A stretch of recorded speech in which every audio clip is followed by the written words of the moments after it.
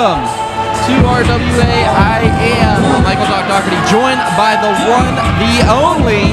Shut your mouth, Doc.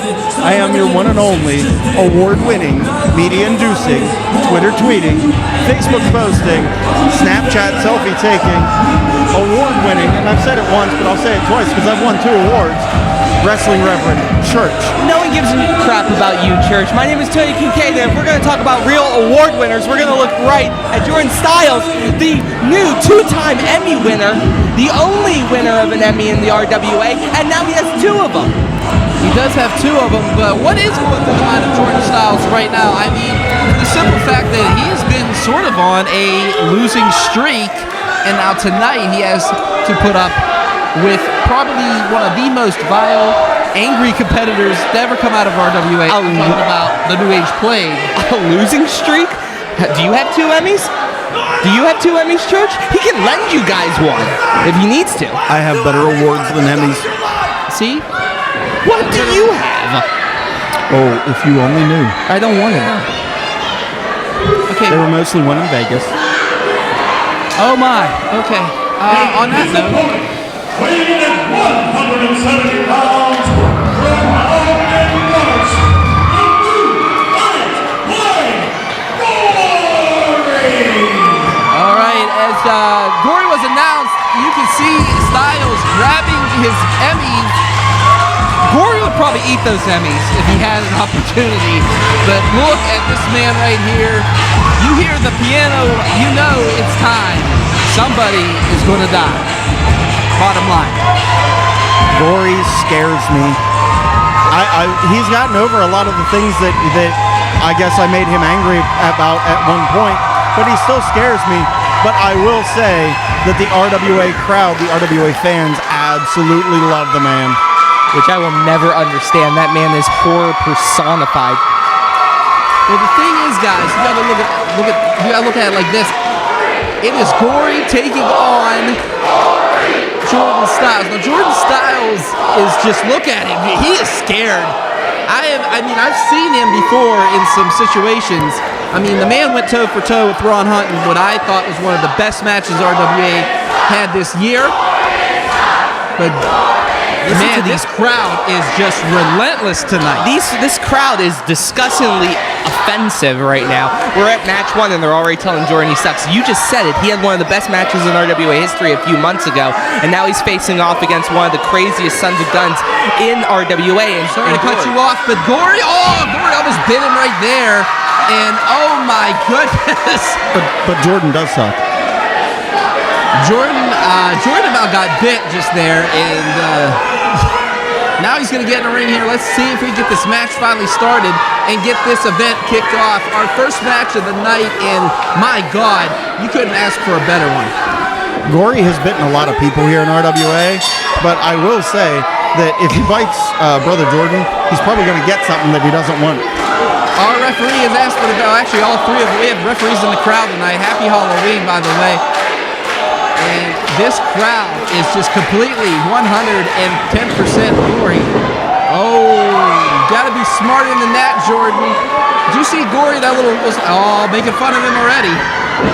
Gory using his speed, that is what brought him to the game, and that's what brought him to the dance. A couple kicks to the outer thigh there. Gory knows what he is doing in that ring. Huge veteran. And listen, Brother Jordan is not a veteran. He's also not a rookie either. He's been in some big matches, like you mentioned earlier, Doc, but none are as big as whenever you get in the ring with Gory. And right now, the successful Saint, I got warned not to call him Brother Jordan no more, and know why. And here he comes in. Oh, drop kick to the cranium. Jordan didn't even have time to get in the ring. That was a cheap shot by Gory right there. Cheap shot? It was a cheep shot. You have to let your opponent get back into the ring while there's a count active. Gory's telling the fans to move. Gory's gonna fly. Oh my goodness! And he threw the ropes, and Jordan right on the chair. How's your face? The 2-time Emmy winner taking it. And right now, Gory in the lead here. All right, to the top turnbuckle he goes. Gory has him, lines him up, big stomp. Oh, he misses. Smart by Jordan to get the hell out of Dodge's way. And oh, the power of Jordan throwing Gory Gory up in the air, big shoulder block. And now Styles starting to try to work here. Oh, now he's choking him. But then again, we've seen Gory bite, so I think the referee's going to be a little bit lenient in this match. This is where Jordan Styles needs to be smart here, is to pick his moments to use his power, which he has a power advantage over Gory.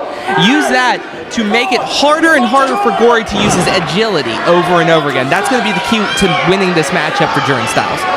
And what I can say is this, and Church, you could agree with me on this one, Gory, he loves punishment. Bottom line. Gory is a glutton for punishment. Gory is almost a BDSM master. 1, 2, only a 2 count. Well, Gory loves taking punishment. It gets him excited to take that punishment because that means he wants to fire back that much more.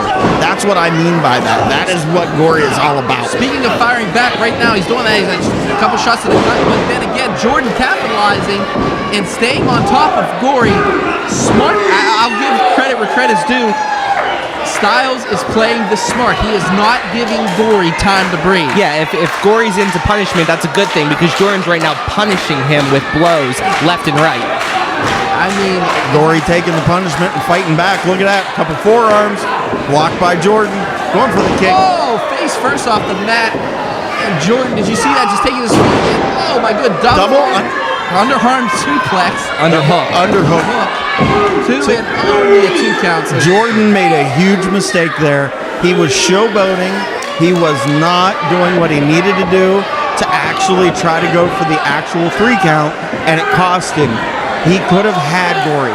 Not saying that Gory was down enough, but he could have if he would have actually put all of his weight on Gory's shoulders, and he didn't do that, Doc. Well, the thing I can say this, Church, if you notice, I'm noticing a more brawler Jordan Styles.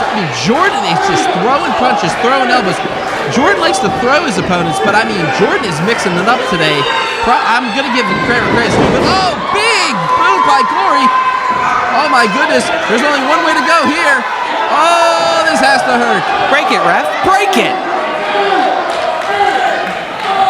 Gory's got to the count of 5. That was the slowest 5 count I've ever seen in my entire life. Well, let's see you get in there and do better. And yanks that throw right over the top rope.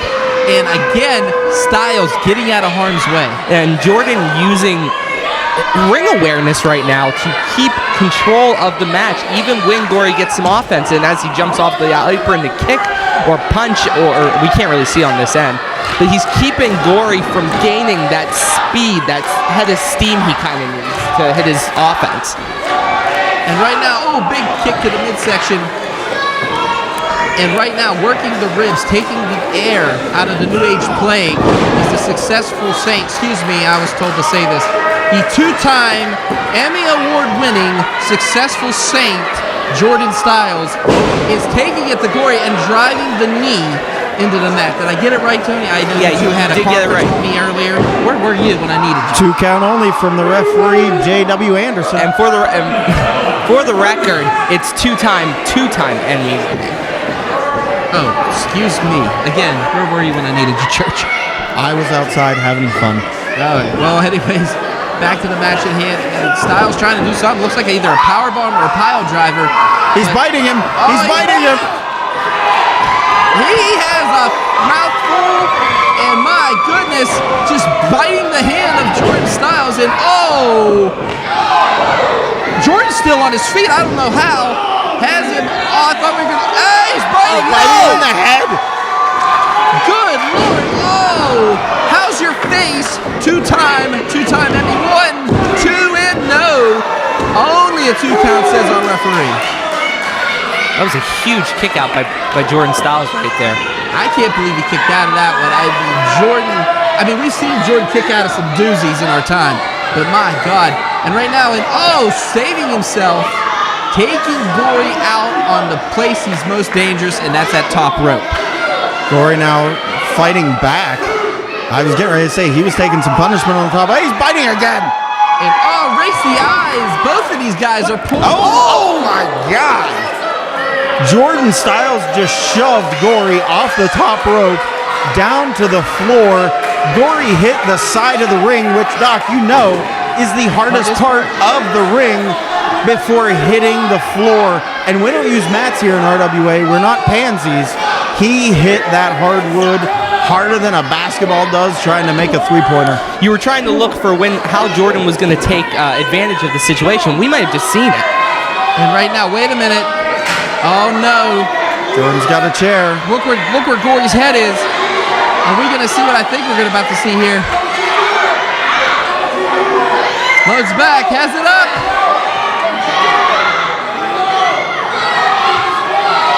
Is he really? What's he going to do? He's waiting. He's Is he looking waiting? at the chair. Oh, no. And wait a minute. What is that sound? What is... Look at fear.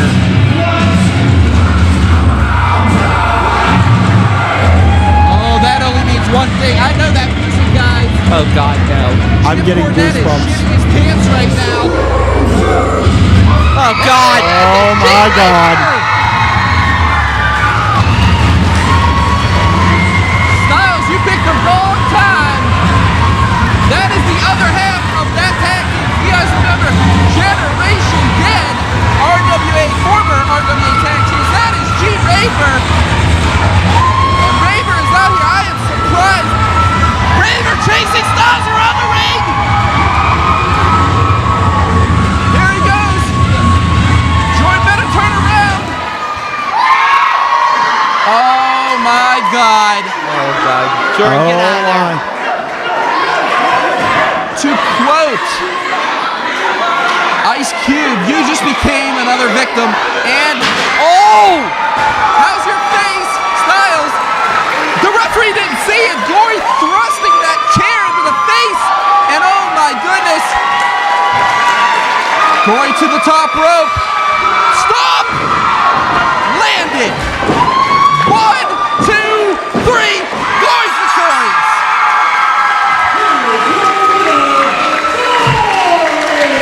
Oh, my. Look at this reunion. Made in hell. Perfect time of the year for these two to get together. That is a sight I never wanted to see again in RWA, but I must say it is good to see those two back in an RWA ring together. Gory and Raver together again. Gory victorious. And what can I say? Styles lifted that chair up and causing a lot of trouble for himself. Yeah, I feel awful for Jordan Styles. Maybe if he would have had a tennis racket, he would have had a little bit more success in the matter. Ouch. Oh my goodness. But I'll tell you what more time. I can't believe what I'm saying. The New Age plague. And I'm just happy to see Raver where Yeah, he's at right now. You know, to be honest with you, that injury was, it's career threatening. But to see him moving around, chasing people, making their life a living hell, yeah, we haven't seen the last of G-Raver. For one time only, I will say this. Welcome back, G-Raver. We're glad to have you here. I won't admit I said this. No one tell me I said this. I didn't say this. It's on tape. Shoot!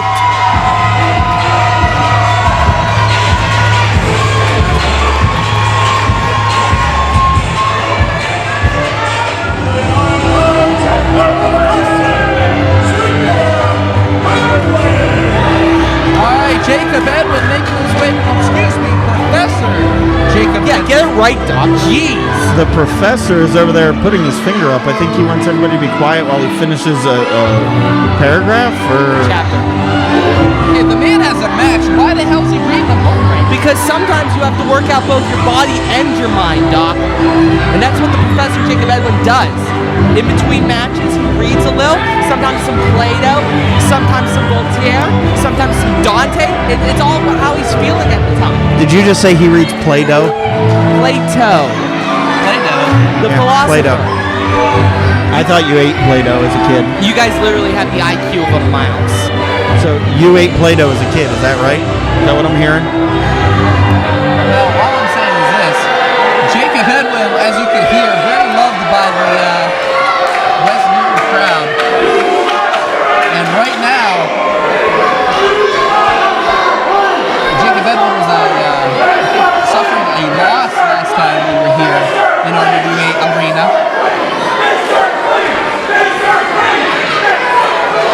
And what can I say about one well-educated man in Jakob Edwinn? I mean,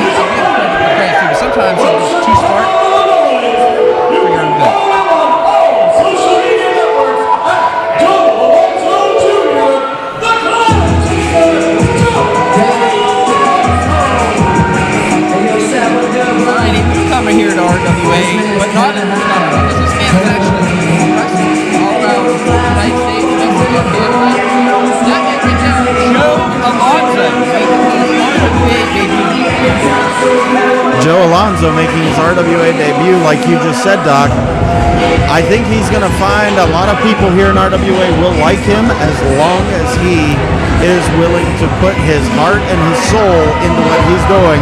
And let's be perfectly honest, he's going to have a match against Jakob Edwinn. None of the fans like Jakob Edwinn, so, I mean, he's already got a leg up on that. The problem is, though, is that he probably has a little bit of a learning curve, so to speak, because the Professor Jakob Edwinn is an RWA vet, so the new guy is going to have to learn very hard if he wants to get out of remedial class tonight in the form of Jakob Edwinn. And you know all about remedial. You got a point. Thank you, Church. You took the words right out of my mouth. Okay, so Does he need some alone time or what? no, I was just agreeing with the gentleman to my left here. Yeah, listen, just because some of us got straight A's and others didn't. First of all, don't judge me. Second of all, Joe Alonzo. Oh, you didn't get straight A's? That's a shame, Tony. All I'm going to say is this. Edwinn and Alonzo about to lock it up here. Of course, I ran into this gentleman earlier today in the back, and Joe Alonzo wants everybody to follow him on all social media platforms at Joe Alonzo Jr. But of course, Jakob Edwinn sticking his nose where it's like, and oh, here we go again. Wait a minute. We got a Mr. Clean chant going. Not just that, but if you guys look on the outside, not only do we have Mr. Clean in the ring, we have the Mucinex Booger guy on the outside. Oh, no, I'm sorry. That's just Tommy Trueblood. Joe Alonzo's got Jakob Edwinn pushed back into the corner. Referee with a clean break. Way to go, Jimmy Jam. And right now, Alonzo and Edwinn about to lock it up here. And these two. And Alonzo overpowering. And wait a minute, Edwinn's just turning the tables here. Got him in that opposite corner. Has him lined up and oh no. Oh, Edwinn starting to taunt a little bit. Play a little mind games, you could say here. How is he playing mind games? It was a clean break. Well, I mean, look at him taunting. He's teaching. Teachers teach. That's not how you teach. How would you know? You didn't graduate 7th grade. I have 3 degrees, including a master's degree. Clown College does not count. Yes, it does. And anyways, back to the match. Alonzo and Edwinn about to get into it here one more time. And oh, Edwinn grabbing that arm of Alonzo. And now Joe Alonzo down to one knee. Edwinn starting to overpower him. And oh, wait a minute. Look at this agility. Cartwheel. And twists the arm of Jakob Edwinn. Beautiful reversal by Joe Alonzo into the side headlock, and now Joe Alonzo has control over the Professor. Looks like the Professor is being taken to class. Yes, he is. He's being taken somewhere before. Here's the question I gotta ask. Sure, shoot. What is going through the mind of Jakob Edwinn? I mean, this Joe Alonzo, newcomer here to RWA. Oh, that was, listen, the Professor and I may not get along very well. That move right there, that was a beautiful move. Tony, do you got something to say, or are you just sitting over there pouting? No, I'm not pouting. Listen, Okay. I'm impressed with how he's controlling the body of Joe Alonzo here. He's really getting on his, keeping Joe Alonzo on his back. And a second I say that, of course. Oh, up and over. Oh, look at the agility of both these guys. Taken down. What? Oh. Rolls him off. Alonzo, taken down by Edwinn now. Rolls him off. These two back and forth they go. Arm drag. Fast-paced action. Oh.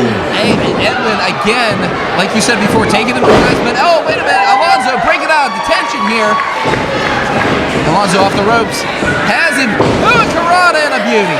And Jakob Edwinn doing the smart thing, getting out of the ring, getting the Wait a minute. Wait a minute. Joe Alonzo now looks like he's getting ready to fight. Oh. There's going to be a baseball slide, but Jakob Edwinn got back into the ring. That is why the Professor Jakob Edwinn is smarter than most people, if not all of them. He knew the situation, read it, and capitalized. Reddit. I was on Reddit once. Oh my God. Just once? Yeah. Okay. I did an AMA, and then I got confused, and so then I stopped. Gotcha. And anybody's not stopping, it's Jakob Edwinn. I mean, Edwinn's sending, against the apron, which again, Church, if you don't mind helping me out here. The side of the ring apron, is the hardest part of the ring itself, and Jakob Edwinn's back just got smashed right into that. Right now, Jakob Edwinn is about to get smashed through these competitors here. And Oh, and there we have our first plate of chops served up here tonight in RWA. Bloody Harvest, and it is just... Oh, is that what it is? It's Bloody Harvest. Yeah, Bloody Harvest. Okay. I'll say it again. We just had our first plate of chops served up right here tonight at Bloody Harvest. Sound better? Yeah, it sounds a lot better. All right, cool. Thanks. But it never gets old, you know that, right? Well, no. The chops thing. You Okay. both shut the hell up. And right now, breaking the count is Joe Alonzo right there. He wants to win this. He wants to show the RWA why he belongs here. And okay, wait. That's a child. There's a child in front of Edwinn. Why is this kid? Holy shnikes! Good What an Lord! elbow! Oh my God! If I'm that kid, I had a full set of shorts. And the poor people behind Jakob Edwins now have broken kneecaps. Holy shnikes! I can't believe what I just saw. That was an impressive bit of athleticism from Joe Alonzo. I will admit that. I will admit that wholeheartedly. I mean, the Chicago name just went up, over, and flew, and kicking that second rope and rattling the Jonas Brothers. Well, jump now, Joe Alonzo. Oh my goodness. That is going to make for a very lonely Saturday night. And right now, Jakob Edwinn playing the game, as you could say here in the wrestling business, kicking that second rope. Did you just stop? Don't listen. We don't need a lawsuit from them. Don't say that kind of stuff. Oh yeah, Playing the game. Yeah. With the game. Yeah. We'll get sued for that. Yeah. Sorry, I wasn't even thinking that. But People are throwing cease and desist orders out everywhere. I got Just as Raver. If anybody has a cease and desist right now, it is Jakob Edwinn. I mean, those knees to the head, the kicks to the chest, and he is just delivering so much punishment right now. Well, he's seen Joe Alonzo as a very agile fighter, so he's taken the air out of his core, so he can't jump anymore, so he can't fly anymore. At pin aside, he's really doing a good job of controlling the match. And right now, he is just taking it to Mr. Edwinn. And, No, Jakob Edwinn is taking it to Joe Alonzo. You got it mixed up, Doc. we started fighting there for a second, and then He was throwing rabbit punches. That doesn't really matter. This has been a beautiful back and forth match between these two. I will give it to Jakob Edwinn. I will give it to the newcomer here to RWA, Joe Alonzo. Both of these guys are giving it their all to try to get the 1, 2, almost a 3, but to actually get a 3 count on one another. did you see the air that Edwinn got with that senton? And you see how painful that it was for Joe Alonzo to kick out.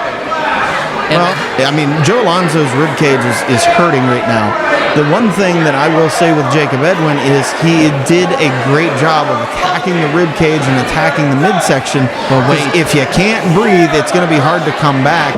But I think he's just fired up Alonzo. Beautiful clothesline right there by Alonzo. And like I was getting ready to say, did you see how Edwinn was starting to antagonize Joe Alonzo there? Did you see how he started pushing on his face, trying to treat him like a punk? And no, but you know what else is bothering me? The fact that Tommy Trueblood's out here. Is he looking forward to taking one of these guys under his wing?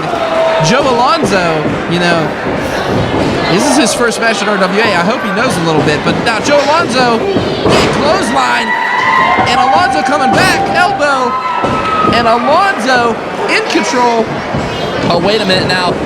Reversal off that second rope. Look at the agility, that backflip. My God, this kid's unreal. Cutter. 1, 2, and no. Wow, that's a huge kick up by Jakob Edwinn kicking out of the cutter right there, because that was a mid-air cutter. That wasn't a standing cutter. That was a jumping cutter. That was impact and weight and everything, Tony. Just crashing down on the face, the neck, everything of Edwinn.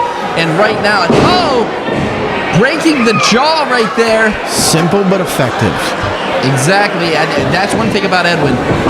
He does a lot of his own. Holy shnikes! Oh, wait a minute. We going surfing? We might be going surfing. This is gonna hurt here.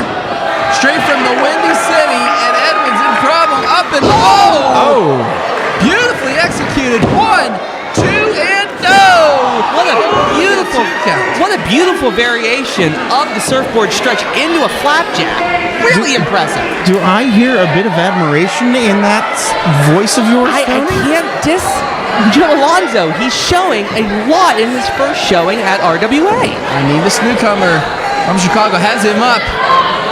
Oh, wait a minute. Edwinn raking the eyes. Can Alonzo see? Trips him up.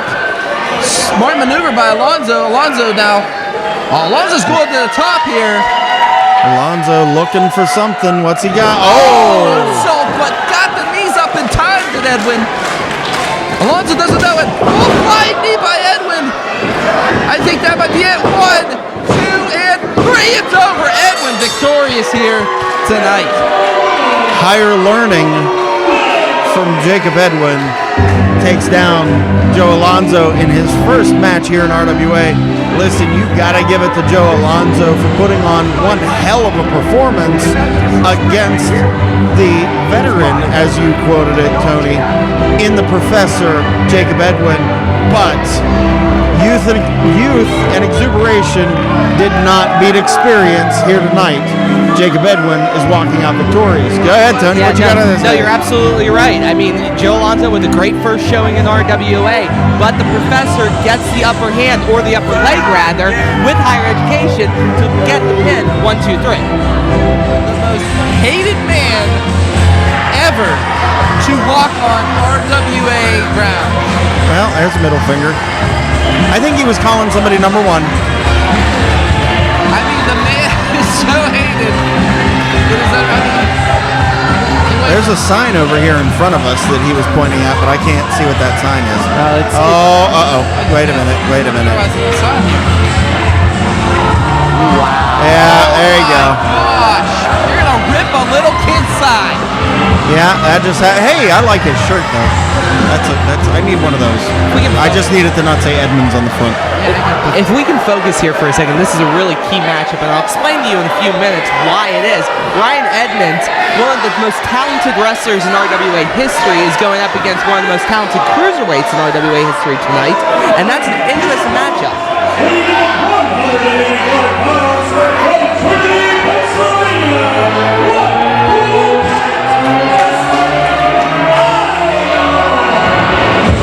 Justin Idol making his way to the ring. One cool cat, but here's the question.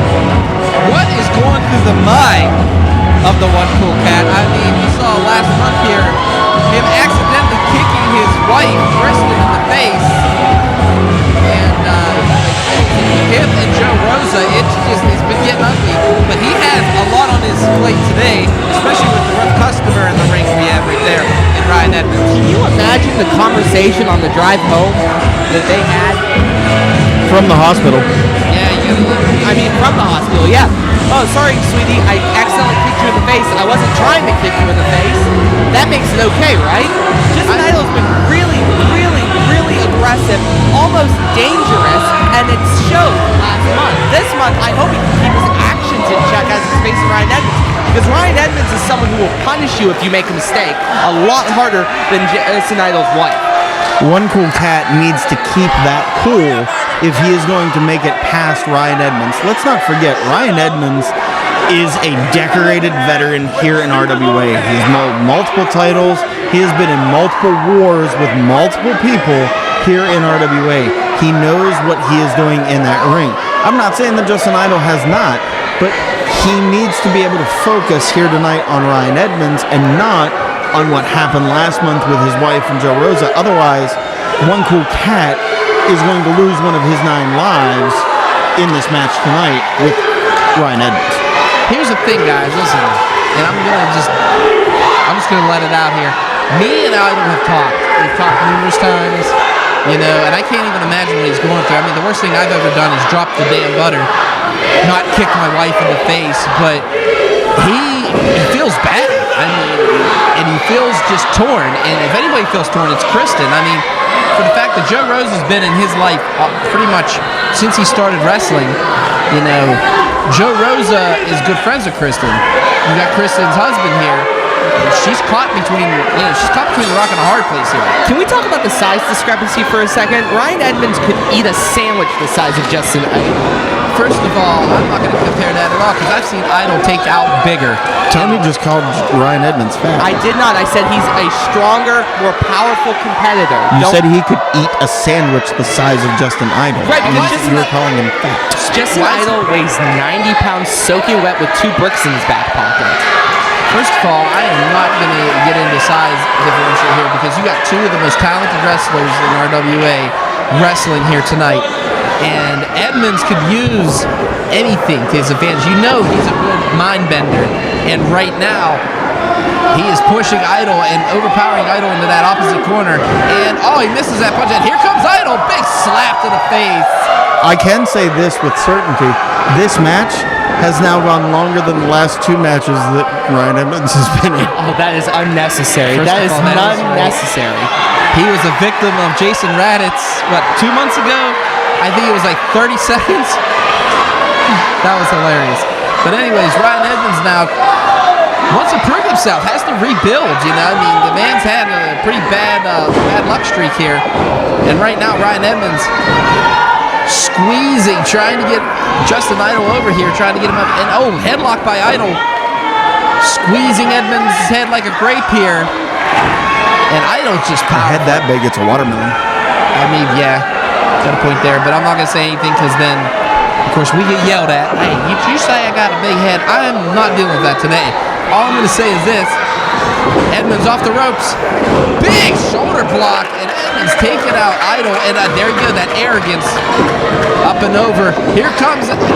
Thought he was going to get a hip toss. And again, this overpowering and holding onto the ropes. Here comes Edmonds with that clothesline. He misses it. Again, a slap to the face. You know, I hate to say this. Idol plays mind games like the best of them. Oh, here we go. This blowhole. Edmonds got the mic, everybody. Ryan Edmonds is upset. No, when's that ever? Really? Are you going to say something here, or are you just going to bring the... Well, he has a mic in his hand. I would assume he's going to say something, idiot. Wait. Make him stop smacking on my face.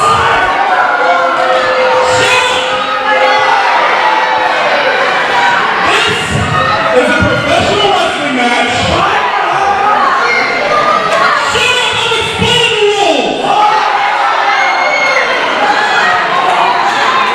This is a professional wrestling match. I came here to professionally wrestle.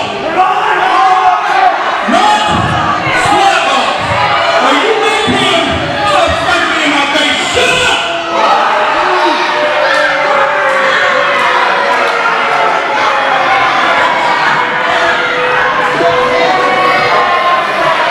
Ryan Edmonds says it's not a slap fight.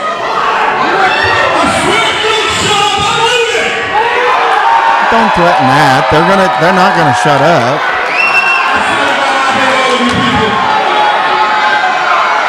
Edmonds said he's leaving. Edmonds usually... We've got a leave chant going. They're telling him to leave. Yeah, have one of the most decorated RWA competitors in history leave the building. That seems to be a good concept for these fans. What a bunch of idiots. But here's the thing, guys. Ryan Edmonds is finally having mind games played on him. And kick to the midsection. Big right. And now, Idol's kind of pushed the button on someone who has pretty much the temperament of Ike Turner. That's right. Ryan Edmonds. And sends him in, up and over. Big drop kick. And misses that clothesline. Arm drag and a beauty, and he locks it in. I'm glad to see that after 8 years, nothing's changed, and you still make that Ike Turner joke. Wait a minute. Speaking of Ike. Well, wait a minute. And that's Joe Rosa, VIP, and you know Now, Justin Idol is going to have a severe distraction in Joe Rosa standing outside of the ring right now. Why is he out here? Look what just happened. Wait a minute. Wait a minute. There's Kristen L. Idol's wife's out here now, too. Why is she out? What? She's yelling at... And now Edmonds is choking Idol on the ropes while his wife is arguing with Rosa on the outside. One thing about RWA, it has a middle name, and it's called Chaos. And we're starting to see it in this matchup. And he just throws Idol out the ring. And why is he taking the referees on? And now Rosa. Joe Rosa now laying in some shots. Referee needs to turn around. What is she doing? What is she going to try to... Listen, I get she wants to stand behind her husband. She wants to help her husband out. But she does not need to be out there right now after what happened last month. Yeah, I gotta agree with you. 1, 2, just a 2 count. I gotta agree with you, Church. I don't know what she's doing out here because she has no business trying to face up, square up against Joe Rosa. And speaking of squaring up, Ryan Edmonds has full advantage of a distracted Justin Idol. I mean, Edmonds is out here. And right now, dropping the fist, and oh my goodness, that's a broken hand. That could be a broken hand right now. Idol moving out of harm's way. Idol has to concentrate right now on Edmonds. He has to. If he doesn't, he's not going to get this win. And oh, wait a minute, Rose is starting to approach. I was going to say, you're talking about concentration. I was just looking.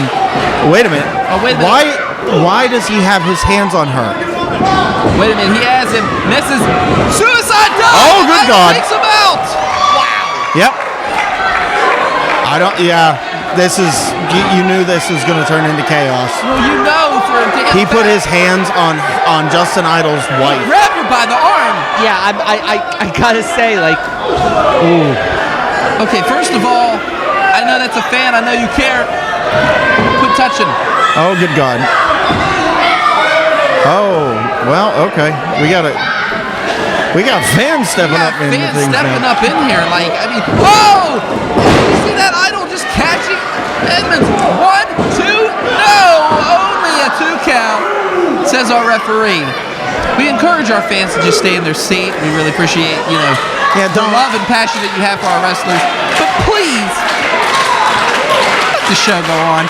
All right, but back to the match at hand. Idol now lining up. Ryan Edmonds says, oh wait, Rosa got his foot. Idol turn around and again turning his back on the one person you definitely don't turn your back on. Swings him around. Simply the best. 1, 2, no! Idol kicked out of that. I give Idol all the credit in the world for being able to kick out of that. Idol has his concentration now stretched between 3 different things. Ryan Edmonds in the ring, Joe Rosa on the outside of the ring, and his wife on the outside of the ring as well. So for him to be able to kick out of all of that, nothing but heart, determination, and 100% credit. Wait a minute. Edmonds has that chair. Kristen has the chair. She takes the chair away, and Idol finally returning the favor. Rolls up Edmonds. 1, 2, 3. It's over. Idol wins. Oh my God. Yep, here we go. Idol doesn't care about the win. He wants to get his We got a brawl. VIP Joe Rosa, and damn well he deserves to do this. Get him, Justin. Get him. We got a brawl in the entryway. Oh my goodness, this is happening. Chaos. Pure chaos. And again, Ryan Edmonds loses. He's lost again. He's on a 3-month losing streak? 3, 4, 5, who knows at this point. It all started with Taylor. Oh, here he goes again. Ryan Edmonds is irate. That stupid referee, back out here right now. Oh, don't take it out of the referee. Uh-oh. Eddie Jake. Jakey Ed. Did you want to see what happened? You're an idiot. fair point.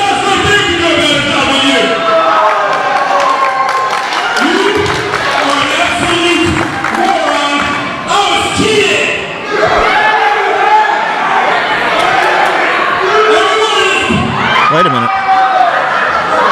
Who's this?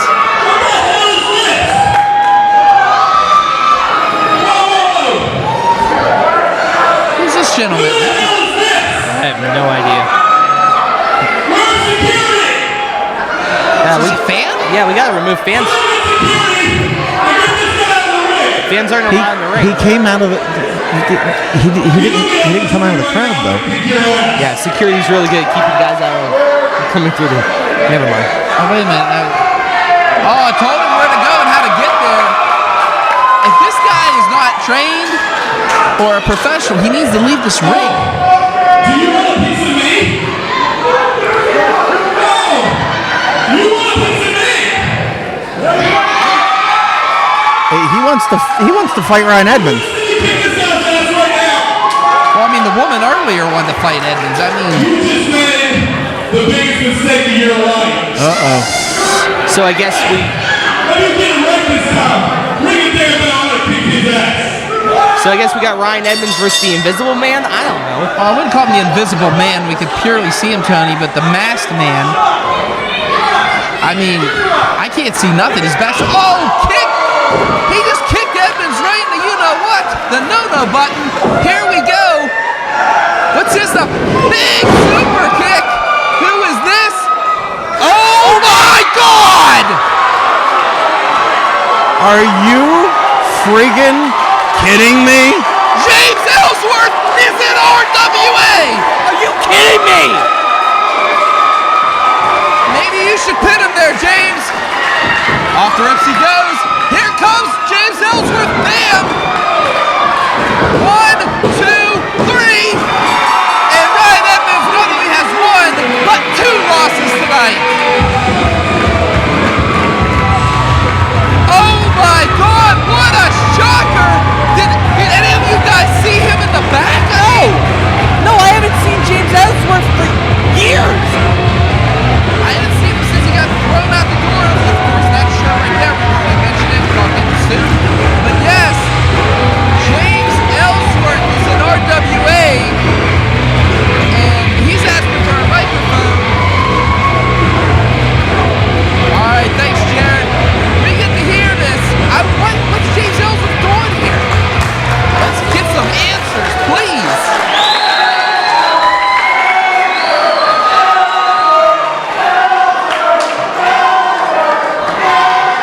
How are you doing today? Western Pennsylvania? I'll tell you what, I love Western Pennsylvania. I had my very first WWE match in Pittsburgh against Braun Strowman.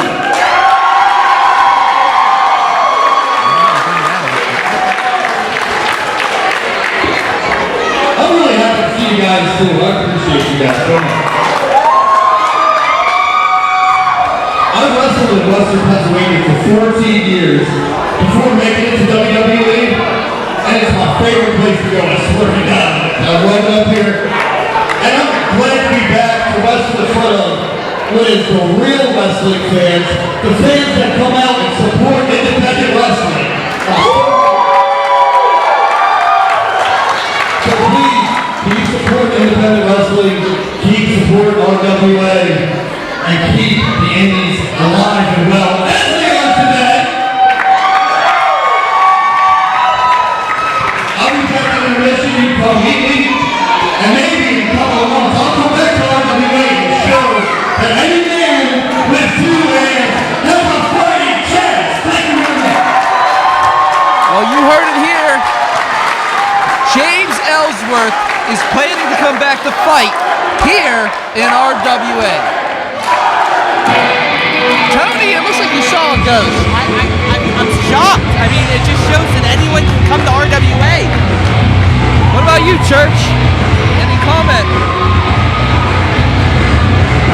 I got nothing nice to say. Okay, but James Ellsworth is here in RWA, and wow, what a shocker of all the people in the world to rip off that hood. He was one of the last people, I'm not gonna lie. Hey, welcome to RWA, James Ellsworth.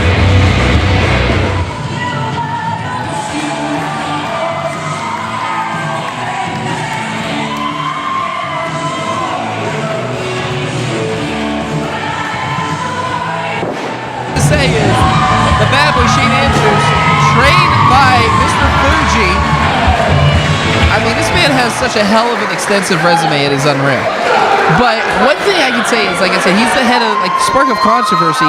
Last month, winning against his opponent, who tonight wants nothing but blood.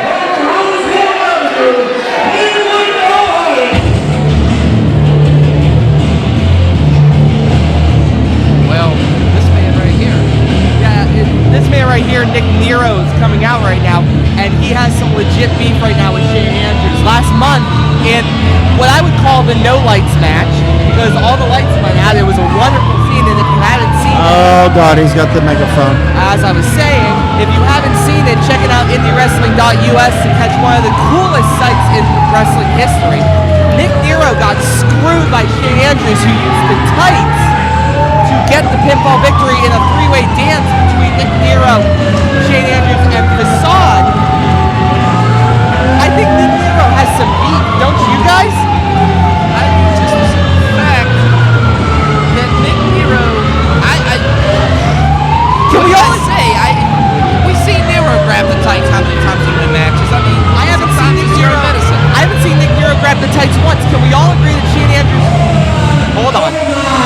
Hold on! I have the megaphone. I have the microphone, which means I have something to say. Say it, Nick. Preach. You can love me, you can hate me, you can cheer me, you can boo me, but you can't pass the fact that I've been busting my ass, stealing the show each and every month. I think Shane Andrews has a problem with that. Yet nobody gives respect to your hero. And why? Because of guys like you, Shane Andrews. Shane Andrews here, he's done it all, right? He's beaten the best of them. He's won championships everywhere, but he hasn't beaten me. But no, he did. He did last month. He did. Yeah, see? Yeah, he beat you last month. I agree. Shane, other than I'm this, but I do see. I know that you have a disease. I'm not talking about that one. See, you are blind, just like the promoter, just like each and every one of you. You are blind to the fact that Nero is the future of RWA. It's hard to argue with that, guys. The man does have fans. I'll give him credit where credit's due. Shane's gonna fall asleep on the ropes. So I want you to prove to me, I want you to prove that you don't have to cheat, you don't have to pull my tights, you don't need help from each of these idiots. Prove to me that you still have it. Prove to me that you're the best. Prove to me that change is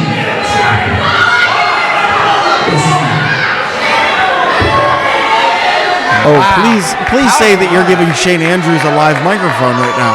The last time that happened, he kind of got fined for it, so. Well, yeah, He doesn't care. He never cares. He's the bad boy. You said you want me to prove to you that I still have it?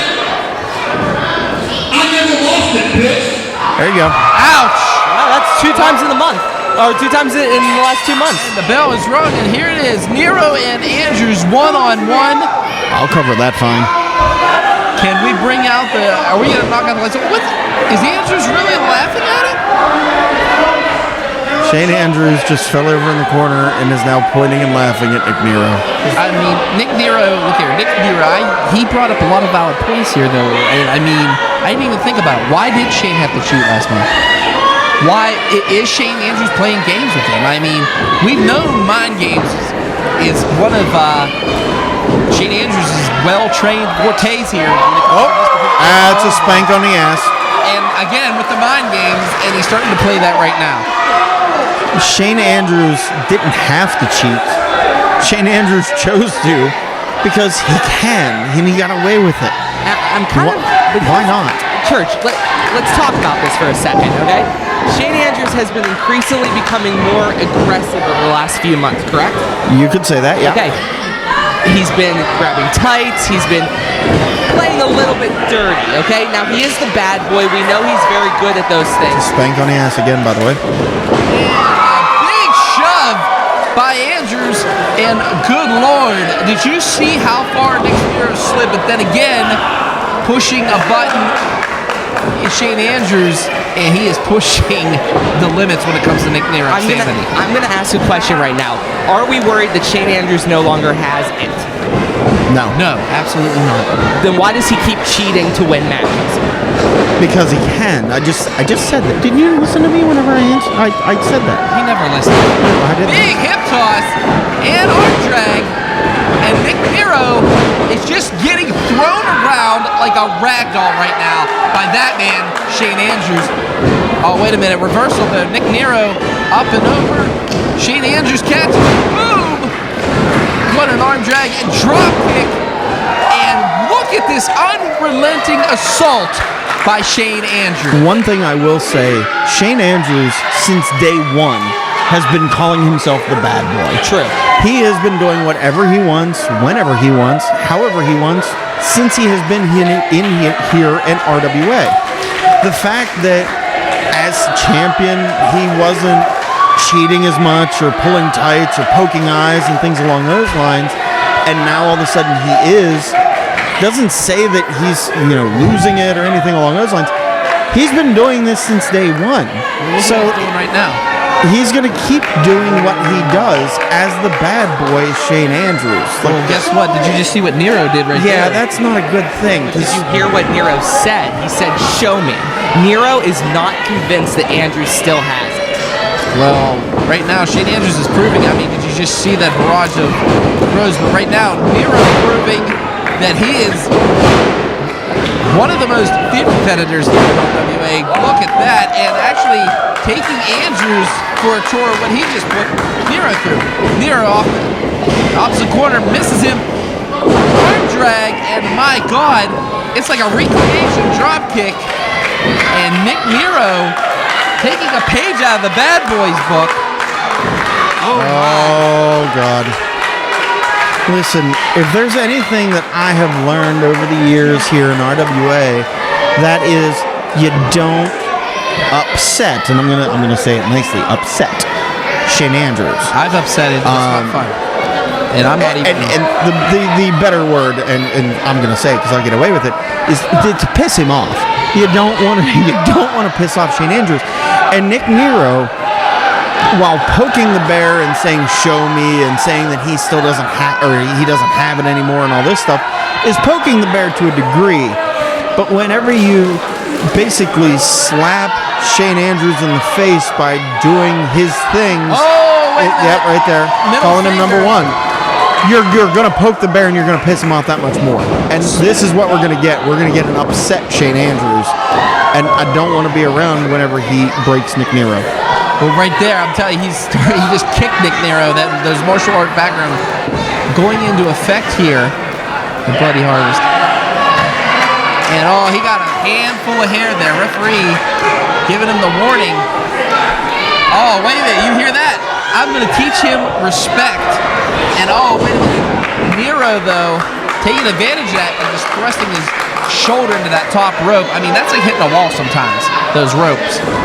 And right now, Nero starting to talk some trash, which he's really good at. I mean, mouthpiece for the masses. He says it best. And right now, Nero pounding the back, taking it to the vet, Shane Andrews. Oh, big boot across the face. Nick Nero is doing what he wanted, which is taking it to Shane Andrews. Only a 1 count, though, on Shane Andrews. And now the side headlock taking Shane Andrews down.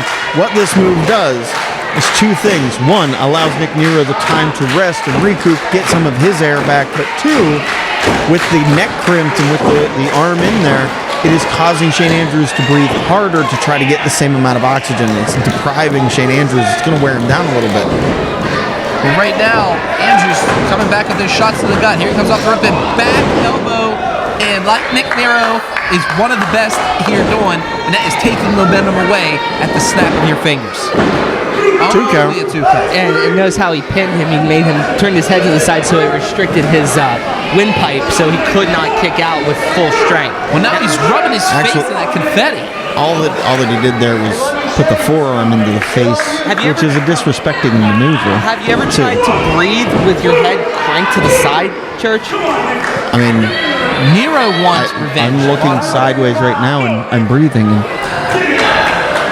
doing good. You two can argue all you want, and oh my goodness, did you see that Nero almost sacrificing his own body on the apron? Oh. Here we go. Shane Andrews is getting the chops ready. You know those chops. Those are some of the worst chops ever. Oh, they are the greatest things in the history of sound. Oh, what Nero throwing his own out there. Oh my You know that's going to upset him, right? Yeah. That's going to make him want to throw more. I mean, we've seen chop fests with Shane Andrews. Yeah. They get ugly. Yeah. And right now, Nero, a little bit of trouble. Oh, wait, get out of harm's way. Throwing him down from the jawbreaker. Rolls him up. 1, 2. Only a 2 count. And now, we're putting that chin lock on and applying it, squeezing that air out of the bad boy Shane Andrews. Seems like Nick Nero's goal tonight is to wear down Shane Andrews so he can't run through his gauntlet of moves and hit shot after shot after shot. With Shane Andrews is one of his biggest skills is to hit combos. And those elbows getting delivered by Andrews, but then again, Nero has him in a sleeper hold. Oh, I thought it was a sleeper hold, but again, applying that chin lock again, squeezing that windpipe, just squeezing away. Yeah, let me explain. Shane Andrews. Let me explain to you the difference between a chin lock and a sleeper hold. No, and he had his arm on his head for a second. I really thought he was going to apply it. I mean, Nick Nero's the man of many moves. We've seen it, and I really thought he was pulling a sleeper hold there for a second. Well, it's a chin lock. Thanks. Thank you for correcting me there, Kincaid. Okay, misses him. Oh my goodness. That's a forearm smash to the face. That was. Thank you. And both of these competitors are down. I mean, Nick Nero took a lot out of our veteran here in Shane Andrews. We're at the 3 count here for Jeff Jeffries on top of it. And, oh boy, here we go. That martial arts background. Kick, chop, chop. Here we go. And face breaker and a beauty. That could be it. 1, 2, and no. Foot on the rope. Long legs. Yeah, I was just about to say that. Nick Nero's length is probably the thing that helps him the most when it comes to it, because there's no comfortable way for his opponents to pin him in the ring. He's always a few inches away from the rope break. I mean, the size of Nero. Did he just call for a brainbuster? Yes, he did, and that is probably the most vicious brainbuster in the business today. From that man, has him. Oh, wait a minute. And again, Nero doing his homer. Big back elbow. He sent him all the way back to that opposite corner there. Nero misses. Big kick to the back of the head. Andrews delivered. Andrews to the top rope. Somersault. European uppercut by Nero. And Andrews is out on his feet. Up and drops him down. That could be it right here, folks. This is it. 1, 2, upset Nero. Beautiful maneuver by Nick Nero, pulling Shane Andrews off of the rope and kneeing him in the chin. Shane Andrews still able to kick out. But Nick Nero needs to be smart on this. He can't get frustrated. Nick Nero is a very talented competitor, but sometimes he gets frustrated in situations like this. He needs to stay on Shane Andrews. I do not like what he's doing right now, taking his time, giving Shane Andrews, who is a veteran with a capital V, time to, recover. But here's the question, Tony. Here's the thing. They both have taken a lot out of each other. You cannot say to Nero he was being cocky. Right now he's being cocky. He's starting to talk a little bit of crap. But then again, when doesn't Nick Nero talk any crap? I wasn't calling it cocky. I was calling it frustration. There is a difference, Doc. Well, the frustration right now has to be Nick Nero. Oh, there's some frustration. Big middle finger and big right by Nero. And Andrews, again with those mind games, big forearm, back and forth. These two are going, beating the living holy hell out of each other right now. Big shot by Andrews, though. And big forearm. These two are just tired. I mean, they're just taking each other to its limit here. And here comes Andrews. Boom, big forearm. And here comes Nero, that Cleveland, Ohio native. Big boot, though, by the Shane Andrews, up and over. Flying knee by Nero. These guys back and forth. My God. Rolls him over. Wait a minute, has the tights. 2. Referee has spotted it, though. That was absolutely blatant right in front of the referee. Yeah, but Jimmy John sees that one, but he doesn't see the one last month. I mean, that one was blatant right in front of his face. How could he not see it? Last month was blatant. Just because the lights were out doesn't mean he can't see anything. I mean, whenever the lights are out there, you really can't see anything. I mean, I'm just saying. Nero started arguing with the ref, but turn around. Wait a minute. Andrews turns around. 1, 2, 3. Are you kidding me? Andrews was even smiling on that one. I hate to say it, but Nero, there's your receipt. Shane Andrews. This is what the hell is this? I'm going to say it like this. Seems like every time that these two get in the ring, a full moon appears in West Newton. I mean, there was 2 full moons tonight. Unfortunately, though, Shane Andrews did get discovered, and Nero again losing. Shane Andrews, same move as last one, pulling the tights. So you're telling me John Jacob Jingleheimer Schmidt can see that one, but he doesn't see the previous one. What the hell are these refs actually looking at here? Well, the referee, I will point it out, plain and simple. When the referee was counting against Shane Andrews with Nero pulling the tights, he was right in front of the pulling of the tights. When the referee went to count for the opposite way, he was looking at the shoulders. He didn't have any clear views. So there you go. Winner of the match, Shane Andrews. Get over it, Tony.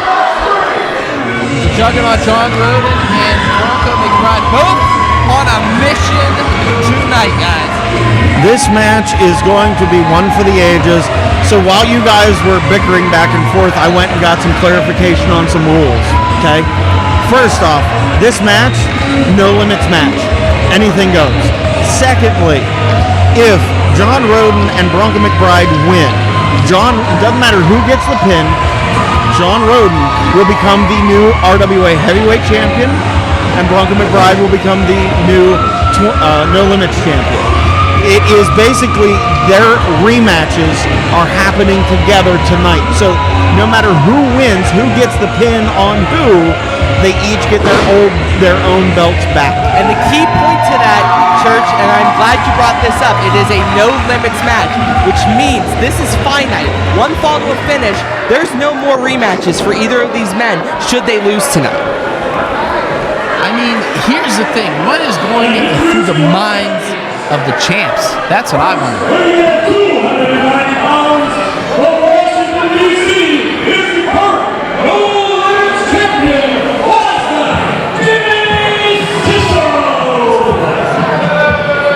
Wise guy Jimmy Cicero, your No Limits RWA champion, making his way to the ring, escorted by, as I like to refer to as the hussy. Whore. Beautiful lady. Whore. That's right, Alexa. Whore. Bronco McBride wants a piece of Cicero, and I get it. Cicero, disrespected him, threw his beer in his face, and pretty much cheated. Then again, it's the championship. There isn't really any rules. I get it. But then again, I mean, Bronco respected Cicero pretty much in his time in the new circle. God forbid I say The new circle. The new circle. Not the fold, the new circle. Yes, I messed up last. Okay, How could you mess up? You were in that group. We have to bring that up. Don't you remember screwing me over? Yes, I'm sorry again for the 453rd time. Still not enough. Oh, okay. So, anyways, Cicero making his way into the ring here, and my God, Bronco McBride, the hatred on his face is unreal. I mean, he respected this man as like basically a mentor, a father, and to have to be hit with a chair like that and disrespected. And speaking of disrespectful people.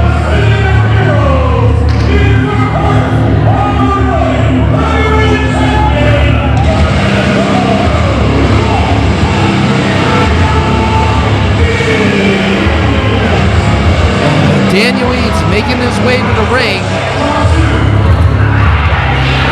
I mean, anytime. Here comes the man who has a new fan in Doc after last month. All right, we're not going to talk about that. No, let's talk about it. Let's talk about what he did last month, Doc. Last month, he pointed out hypocrisy in how you parent your child. Made complete sense to First me. of all, don't bring my child into this. This is RWA. This is not. First of all, hypocrisy has nothing to do with it. My kid was crying because his hero is turned into this absolute monster. Absolute monster. I call him the RWA heavyweight champion. Listen, I Get have a little enjoyed. brown on your nose there, Kentucky. I have enjoyed Daniel Eads since he has showed up here in RWA. Ever since the first match that he had, where he broke the ring, and then he broke he broke the microphones. I mean, he's broken a lot of different things. New high score every time. But I always felt that there was something missing from Daniel Eads, and that thing that was missing, I think he has found it, is a mean streak. Mean streak. Listen, I know what had happened with him and you know how Bodie felt and all of that. I get it. I understand, Doc. But you need a mean streak to be able to be a champion and to continue to hold on to that championship. He found out firsthand what it was like to lose that title, and now he's gotten that mean streak back, and look, he's got that title again. But the thing is, and I'm going to say this once, I'm going to say it again, you know, Eads has claimed, which, you know, he put it to me very clearly in the parking lot earlier, that he's beaten both guys. First of all, the referee needs to back him up.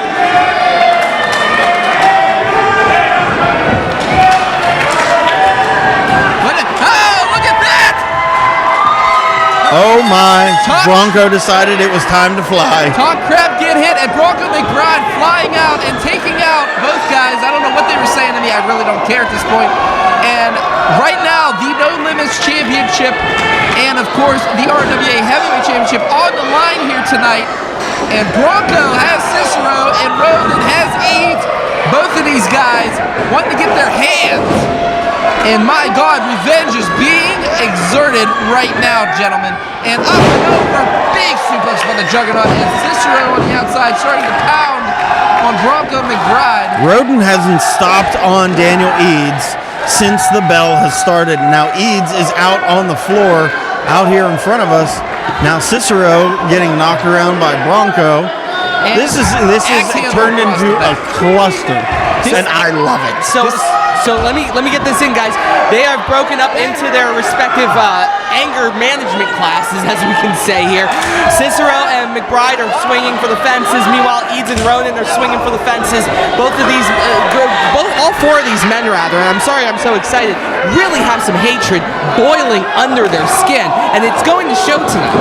And right now, as you can see, Bronco McBride and Cicero in the ring. The referee doesn't even know what the hell to go here. And power slam by Death Group. Bronco McBride. 1, 2, new champ. No, only the count of 2. New champs, if that happens. If that happens, we'll have 2 new champions in RWA. Ow. Oh my goodness, what a chop by Rodin on the outside. Sitting, I guess a fan gave up his seat, and oh my goodness. I would say, if anything, even though this is a no limits match, the pinfall, the submission, whatever, the actual decision of the fall is going to happen in the ring, it looks like. And right now, Cicero starting to choke Bronco with that second rope. And, Cicero is back pretty much in his comfort zone, you could say, guys. I mean, he has Alexa on his arm. He has gold around his waist. 27-year veteran. I mean, has chosen pages out and a swinging reverse neck breaker. Beautifully executed, by the way. I mean, the man knows what he's doing. 2 and... Only a 2 count by Jakey Lee. Okay, so back... Sorry. He made him. Did you just crack yourself up? He just made himself laugh. That's so bad.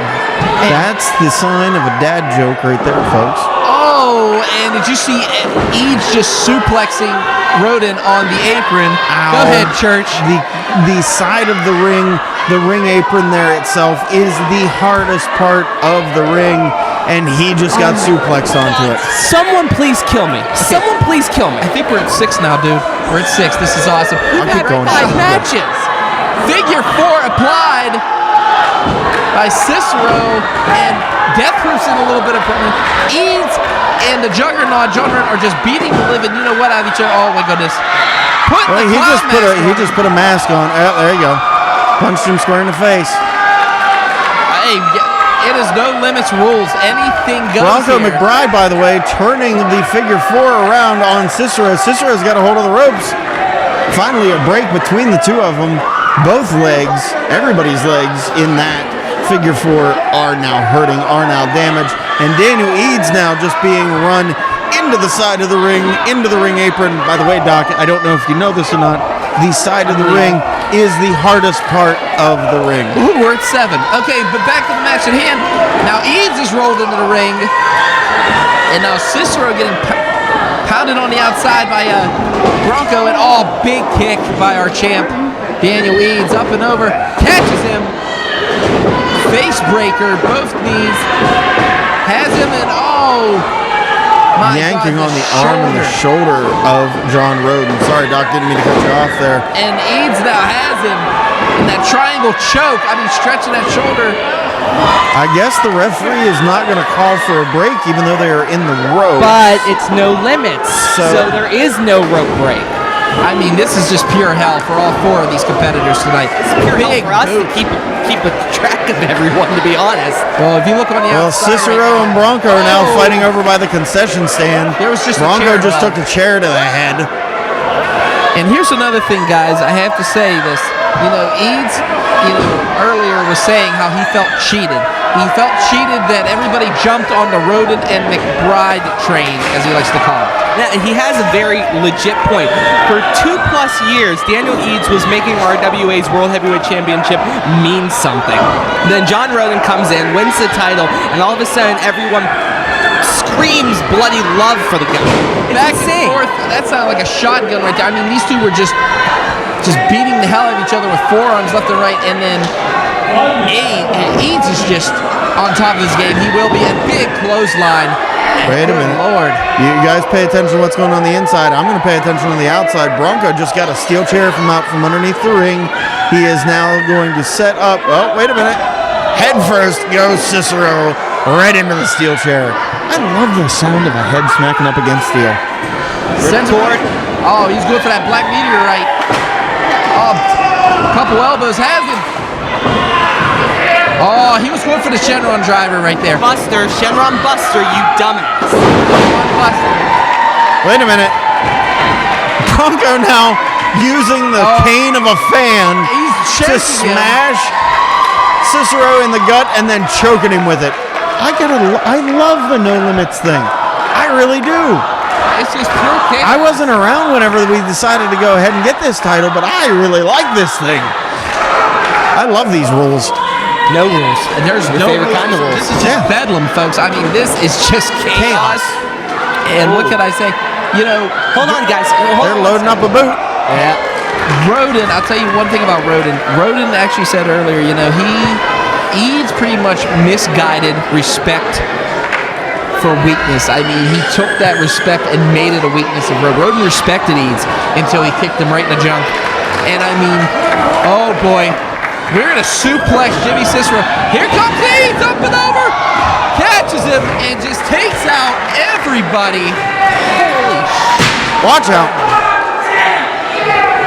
That's a fair argument by Daniel Eads right there. Daniel Eads taking out John Rodin, Bronco McBride, and his own partner in Jimmy Cicero, and landing on his feet. I can't even see straight right now. My God, he took chairs, he took people, he took everything out. Just took them. I mean, the agility of Eads is just unstoppable and unreal. And oh my God, Cicero and Eads starting to do some double teaming here. Oh, now wait. We're going to have... Again? Oh no, I mean, last month there was a concussion suffered by Bronco McBride. And I mean, we had a knee injury by Rodin. These two, as well as I do, Church, Cicero capitalizes on anything he can.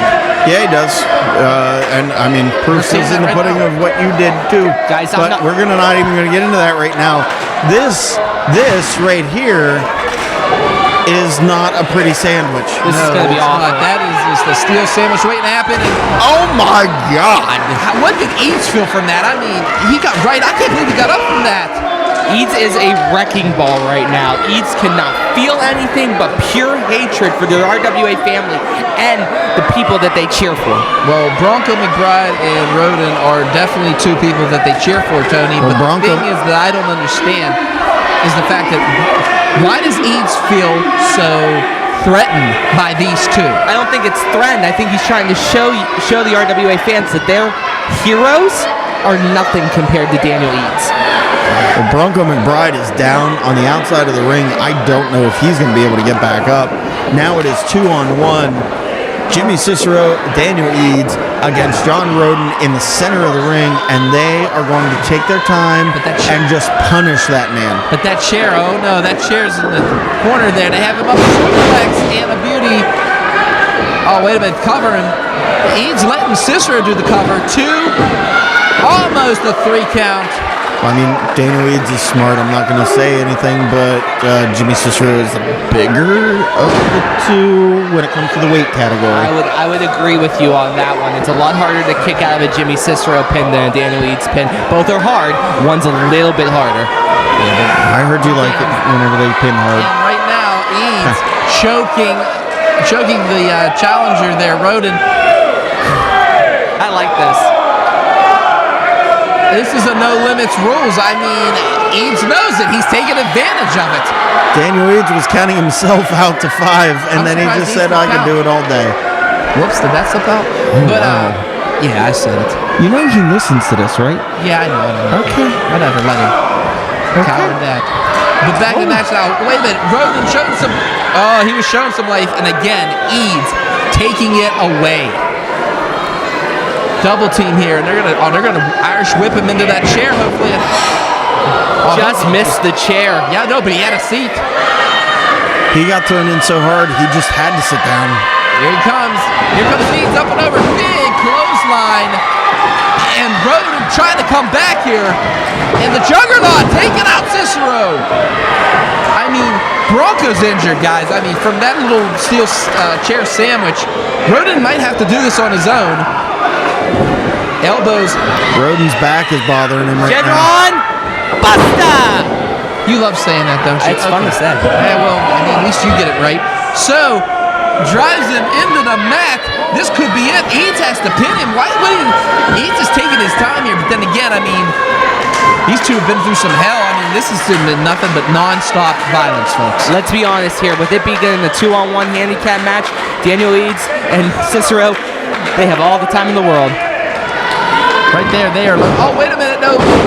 Rodin taking out Cicero, and now trying to start on the heavyweight champion Eads. Rodin wants that belt back. I mean, I've never seen a competitor more hungrier than the Juggernaut John Rodin. Except for Daniel Eads, every time he's won the title, he's a 3-time champion, and you show disrespect.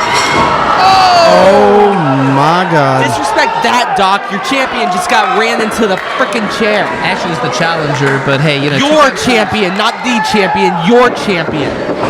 And right now, Daniel Eads has to take advantage. I mean, the Juggernaut went right into there. Has him up. Way of the world. Weight of the world applied by Eads. 1, 2, and Bronco McBride in to make the save. How is Bronco McBride still walking? He got folded in half from a chair sandwich, and he's still throwing punches. That is why he is given the nickname Death Proof. Thank you, Church. And right now, McBride has Cicero in the corner, delivering shots to the ribs. I can't believe Rodin is still moving. I can't believe Eads is still moving. And right now, big European uppercut by the Juggernaut. Both of these competitors got their opponents in the opposite corners here. Rodin and Bronco now both climbing up to the second rope. We're going for the 10 here. Let the crowd educate Kincaid and the rest. I know how to count the 10. I don't know about you. I don't need their education. And right now, sends him in. Double Dutch bang. Kick to the midsection by both of them. DDTs. DDTs. Stereo. Stereo DDTs going for the cover. 1, 2. Oh my. Dragging the referee. That dirty whore. lovely lady and a very useful part of the No Limits match. Remember, that's all legal. She is a wild card in this match in the back pocket of Cicero and Eads. She's No Limits, all right. Wait. There's about to be no limits here because, oh boy, she's in the ring. Get out of there, Alexa. Oh, she done slapped Alexa behind Rodin. you. Oh, yeah. Wait, we gonna see some violence here?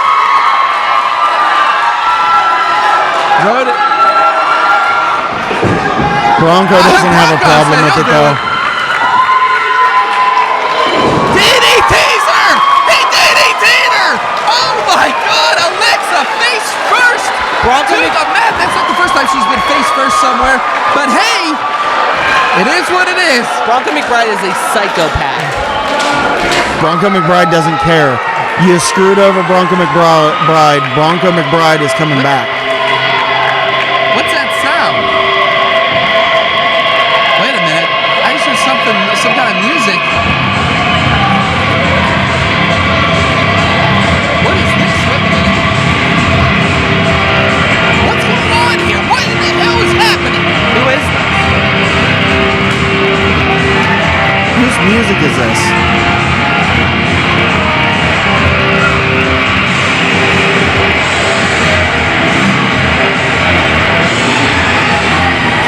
I don't see anybody. There's nobody coming. Holy shit! Are you? What in the hell? Oh my God! Turn around, Bronco! Oh my goodness! What is he doing? Wait. That's not water. Dino Cicero is here! And What in the? chloroform on the... Why in the hell is Dino Cicero here? Doc, what the hell did you do? Get ether. Nothing! What is it? He's supposed to be gone here! No! This can't end like this! Son of a gun! Are you? You have got to be shitting me.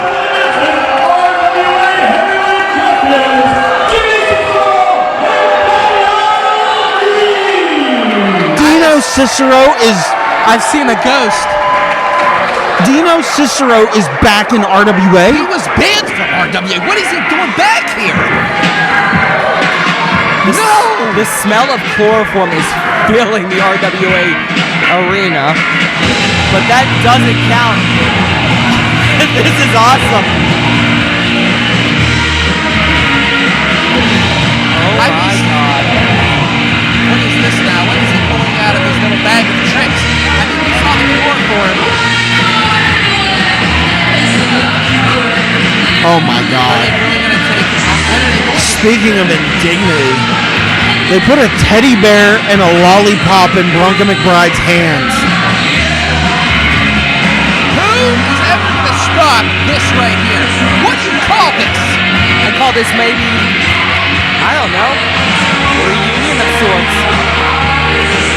New circles back together, baby.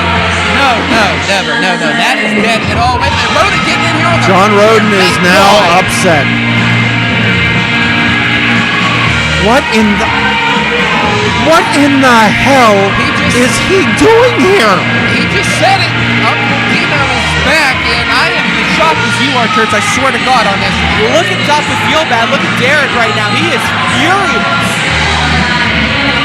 But Eads and Cicero slipping away again and getting away with murder. Then again, I hate to say it, No Limits Championship, anything goes. No Limits rules, I mean. Whoa. Do not put your hands on the wrestlers.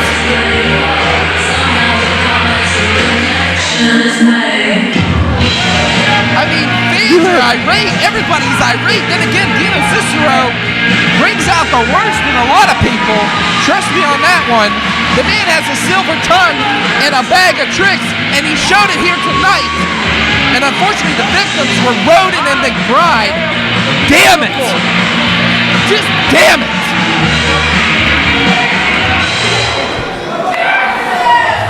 And what I mean by that is, this man is just causing trouble wherever he goes, especially in one Justin Idol's marriage. Trouble, trying to get to the bottom of what their marital issues are. I I can't really. Joe Rosa's being a little aggressive right now, but I understand it. Justin Idol's wife is very pretty. Like, you can't disagree with that. No, she's phenomenal. She's a very beautiful woman, but still, the simple fact is she's a married woman.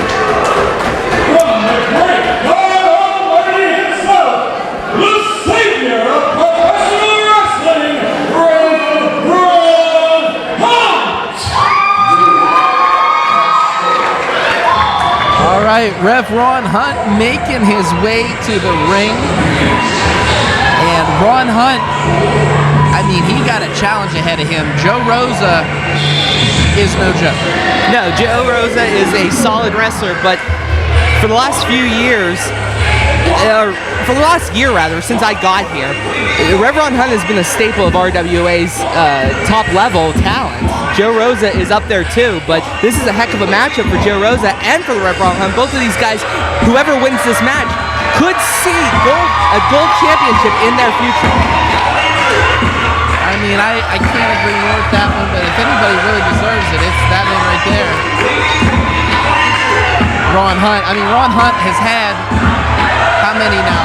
I think 3 title opportunities, and he's come so close to becoming the RWA heavyweight champion. I mean, this man has a mission, and it is definitely to hold some more RWA gold. I mean, the man already has held the RWA tag team titles. What else can this man do? That's the question I would like to know.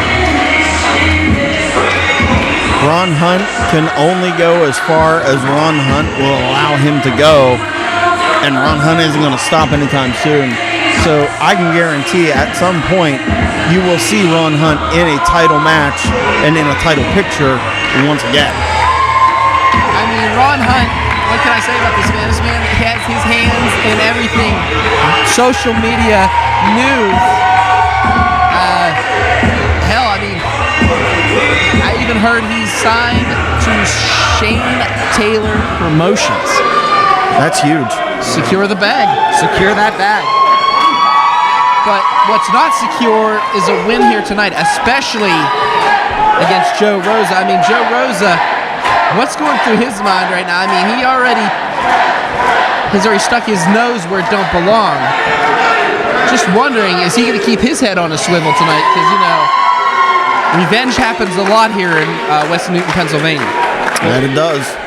And you got to think, if you're Joe Rosa, the man in front of you is your #1 focus, not the man behind the curtain in Justin Idol. The man in front of you is the Rev Ron Hunt. You lose focus, we preach it all the time here.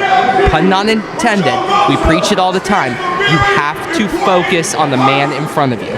Well, I hope Rosa could do that tonight, especially against a competitor like Ron Hunt. I mean, Ron Wait a Hunt minute. has...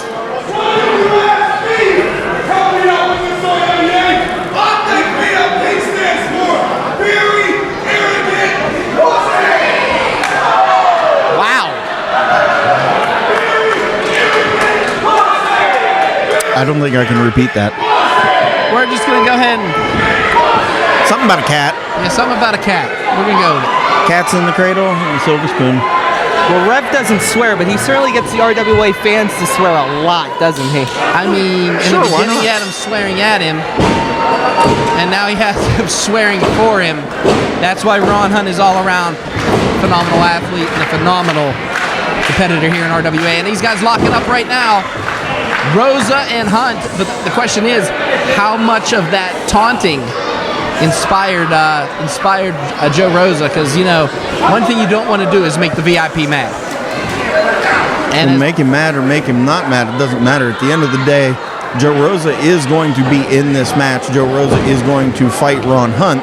Ron Hunt needs to make sure that he takes it to Joe Rosa and keep his name in the top echelon of RWA. Right now, Ron Hunt squeezing, using the technical wrestling background to just take it to Joe Rosa off the ropes. Hunt, big shoulder block, and the Rev has spoken. Off the ropes he goes, beautifully execute a cartwheel up and over. Sends him, hip toss, and a beauty. Hip toss, and drop kick. Wasn't that a hashtag hip toss? Oh, yes. Hashtag hip toss. Got it. We love you, Jock. But anyways, back to the match at hand, and this crowd is getting behind Ron Hunt. Then again, I mean, Joe Rosa kind of has already put a bad taste in everybody's mouth. Well, I mean, if Joe Rosa had his way, he'd be putting a taste. Never mind. But on? Not. Nope. Wow, we just went We're there. not going to go there. Well, Ron Hunt is just slapping the living daylights out of Joe Rosa. Look at his forearms back and right up and up.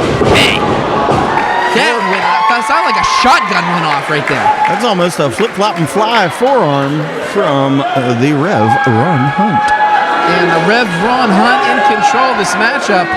You gotta wonder, Joe Rosa took a beating earlier. Oh, pulling a page out of the Rule Breakers Handbook and poking the eyes of Ron Hunt. And here goes Joe Rosa to work. One thing he is good at, and that is being a brawler. And my goodness, wow. Ron Hunt looking like Apollo Creed II. Down to the ground he goes. Joe Rosa is one of the best strikers in RWA, and it's showing right now. He is flooring Rev with those right hands.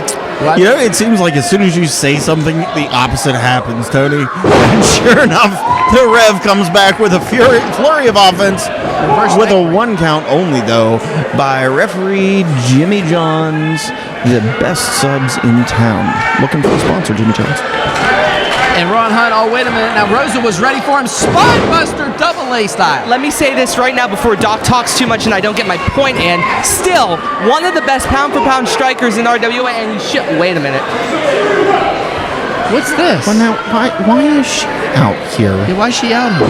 Well, Is she She might still be suffering from a concussion, guys. She might not know where she is.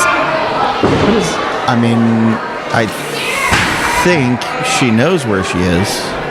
Why is she here? She knows where she is. Yeah, but she shouldn't be here. No, She should be with her husband. Yeah, no. Yeah, I agree. where is Justin? I mean, This is a very sticky situation, guys. I didn't really see him during intermission. No, I didn't either. Joe Rosa he better keep his eye on the prize, which is Ron Hunt. Big boot to the face. And Rosa held on. Rosa held on to that top rope. That's a shocker. You gotta give him credit to hold on. I mean, Ron Hunt has knocked many people off that apron like that. And Rosa, God. I thought Rosa was suplexing him to the outside. That was vicious. Big forearm by Rosa. And returned by Hunt. Back and forth these guys go, exchanging blows. Big boot by Rosa. And Hunt is down to one knee, guys. He's down to one knee. He can barely recalibrate. I mean, how many shots to the head has Rosa given him? Ron Hunt doesn't know where he's at right now. He is just he's reaching for anything. He's got a hold of the ropes right now, just trying to get back to his feet with, of course, the help of Joe Rosa. Now Joe Rosa hooking him. Let's see, can he bring him in? Nope. Ron Hunt blocks it. Hangs him up on the top rope. Up and over Ron Hunt goes. Off the ropes. Background and cutter. I wonder where he got that from. For the last few months, he's been incorporating the cutter into his repertoire. You have to think that's been done with the blessing of your boy, Chris Taylor. Chris Taylor, that's right. 1, 2, and A single finger. He got a finger. I mean, Rosa He fingered just in the rope. nick of time, but give Rosa credit where credit is due. I mean, getting out of harm's way. There's a lot of stuff that the Reverend Hunt has pulled from his recent matches with Chris Taylor, his recent feud with Chris Taylor. One of them is the cutter. The other thing is that never say die attitude. And misses that splash. And up. Rosa has him. Drops him down. I was like, Wait a minute. Inverted power, but wait, here Idol's out here. Idol's out here now. Guess he went out for a pack of smokes or something. What is she doing? Why is he? His match is over. He's right. He's wondering why his wife's out here, and I don't blame him. I kind of wonder too. Joe Rosa is telling Justin, no, she's here to watch my match. Do you think maybe? Do you think maybe there's just? I don't want to say there's something going on, but kick to the midsection. Rosa has him. Oh, pedigree time. Has him over. Whoa! the hell to call it. 1, 2, 3, it's done. Hunt wins. And VIP Rev Run Hunt shows him the holy light.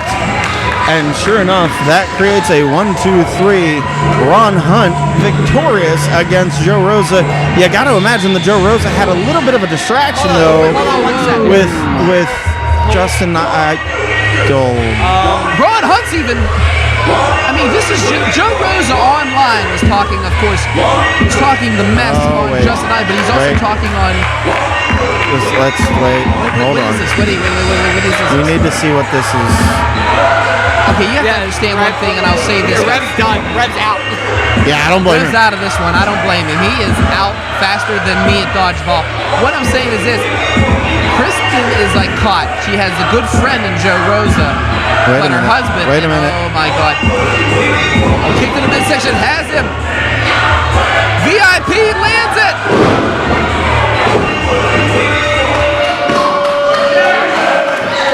Justin Idol got taken out by Joe Rosa yet again. Oh, my God. And once again. Oh, wait a minute. Now we got a steel chair. Joe Rosa's not done yet. Joe Rosa's not done yet. Kristen needs to stop him. What's Kristen gonna do? Yeah, no. Stay right where she's Somebody at. else needs to stop him. So we need like security or something in there. She is begging Joe Rosa. What is going on here?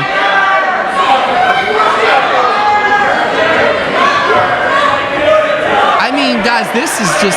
She's trying to protect her husband here. I get it, but she needs to get out of harm's way. Why would he? No, he didn't do it. Okay, thank God Joe Rosa has a little bit of a honest backbone. Well, he's calling everybody number one right now. I really can't. This is gonna sound weird, but I really can't blame Joe Rosa right now. Justin Idol got involved in this match, takes the loss for it. I'd want to hit him with the steel chair too. He did not enter those ropes. He was out there trying to get his wife to come back. Distractions are distractions. This was being a fan watching professional wrestling, just like everyone else in this crowd is doing. What is this now? Like, I mean, Justin Idol is he has to be upset. He's mad. He's mad. He's leaving. He doesn't. She's trying to talk to him. Talk some sense in him. She just wants it seems like she wants everybody to get along. There's more to this story here than what we know. Do not allude to what you're alluding to right now. No, I'm not alluding to anything. I'm just saying there is more to this story than what we know, and we need to figure out what. This place sucks. Sailor Gunn is making his way to the ring, and I mean, he basically ripped Wes Newton apart for about an hour, folks. I was very sickened by what I heard backstage earlier. What were some of the things he was saying? Pretty much just said that, well, he claims he's the younger brother of Michael Cole. Oh, wow.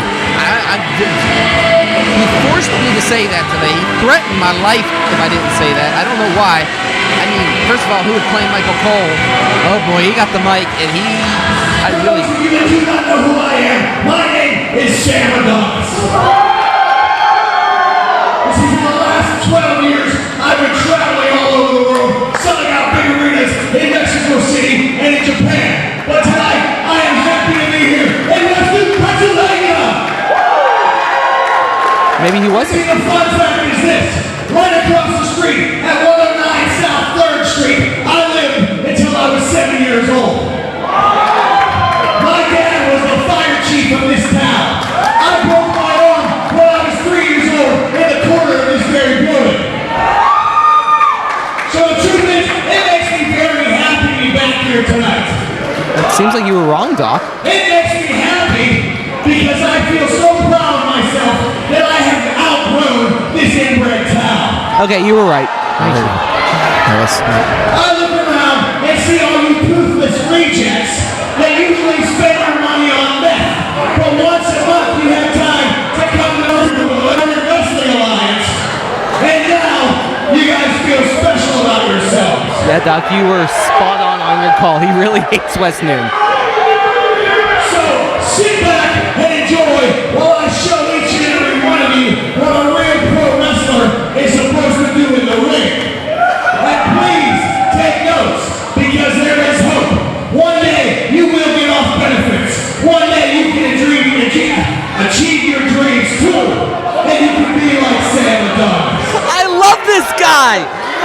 love this guy. He tells the truth. God bless him. He just said that everybody in West Newton was on benefits and did meth.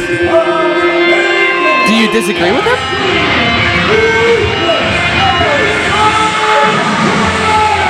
Do you disagree with him? I mean, not really, no. Exactly. They are West Newton River Dirt. Making his way to the ring, and this right here has to be probably the biggest match in Raditz's career right now, because just for the simple fact that Adonis is well respected. Like you said, he's been at this for 12 years, guys. 12 years. And now you got a pound for pound powerhouse in ruthless Jason Raditz.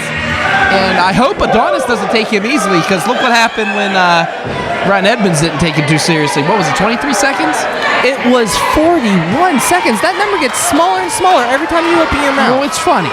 I heard 17 seconds. There you go. I mean, Or maybe that's what Edmonds can let. Never mind. Never mind. all we're going to say is this, and I'm going to say this one time. Jason Raditz, what would you just say about this man, this powerhouse, this guy who's he's just destruction anywhere he goes, man. He's unreal. He's a big diesel. I'll be honest. He's a diesel truck. He's a Mack truck. He is built like a brick shout house. All right, Soundhouse, we're going to go with it. But what I'm saying is, Sam Adonis, multiple titles, multiple territories. So let's see what happens here. You can have, listen, and proof was last month. You can have, or not last month, 2 months ago, sorry. You can have multiple titles and have all of this in-ring experience and be a veteran in this business, and then somebody can come along and upset you in 16 seconds, and that's it. You've lost. So as Sam Adonis has the experience and the championships and wrestling all over the world, Jason Raditz can come in quickly and change everything. Speaking of quickly, I mean, Sam Adonis is getting started here real quick, but Raditz overpowering him and pretty much taking the technical game to him. And right now, Sam Adonis claiming the man bun was pulled. Oh wait, that's not a man bun, that's just a ponytail. I don't know what you want to call it. I don't even know that's a ponytail. I'm not offending Sam Adonis. He was pretty A rat tail? That's not a rat tail. That is not a rat tail. It is a smaller ponytail, but still classifies as a ponytail. Can we just call it a tail? Because I mean, like I ain't even ever seen a pony have something that small. Lock up, and oh my God. Again, Raditz just yanking the wrist and twisting Adonis's arm. And right now, Raditz again in control. Look at that. Oh, wait a minute. Adonis's foot is The long legs of Adonis come in handy. He used his height to stretch out, put his hand, or he's arguing with a fan now. Adonis got up in a fan's face here. That's your favorite fan, isn't there, Tone? And I mean, he is kind of ugly, but hey, Adonis is starting to pretty much the crowd is getting to him here in West Newton, which doesn't happen often. Let's focus on Adonis. Let's focus on the tangibles here, because we're focusing a lot on the intangibles. The tangibles are Jason Raditz is built like a brick house. We've already covered that. He obviously has the strength factor. Wait a minute. Yeah, if you can see, he wants to shake hands here. He's actually trying to show Raditz some respect, but then again, we've seen Adonis and kick to the midsection. And again, Raditz lowered his guard for 2 seconds. And when you have somebody like Adonis, a veteran, somebody who's been in this business for as long as he has, and that is the first time Jason Raditz has been manhandled by someone in an RWA ring. He flew into that turnbuckle. He didn't just charge into the turnbuckle. He flew courtesy of Mr. Adonis over there. Go ahead.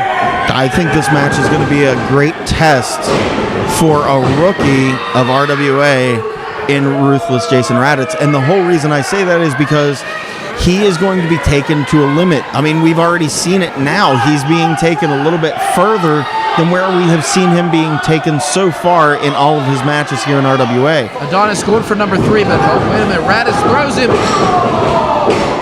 Here he goes. And reversing it and sending Adonis into the turnbuckle. Man, face first off that turnbuckle. And, oh, man. Well, we're going to round 3. Is Jason Adonis, is Sam Adonis going to become another victim here? Yeah, Jason Adonis and Sam Radis. Yeah, do you like how I did that? Okay. Yeah, okay. We got it. And now you wonder why people scream at you for your commentary, Doc. You know how it goes. And right now, Raditz taking Adonis over face first off that turnbuckle, and Sam Adonis Wait. I didn't know if he was making a State of the Union address or what there. 1, 2, and only a 2 count. And now Adonis here in a little bit of trouble. If Jason Raditz is just taking it to Sam Adonis. Sam Adonis now with the reversal on Raditz. Now with the side headlock. Side headlock, Doc. Side headlock. Off the ropes goes Adonis. Adonis shoulder tackle takes Raditz down. Look at the somersault. Back elbow. And you gotta give, as we get a cover 1. Just a 1 count, but I gotta give credit to Adonis here as he locks in the chin lock. It's showing that sometimes the muscles that Jason Raditz have might not be as strong as the muscles of Sam Adonis. Sometimes show muscles are just for show. I mean, here's the question. Here's something.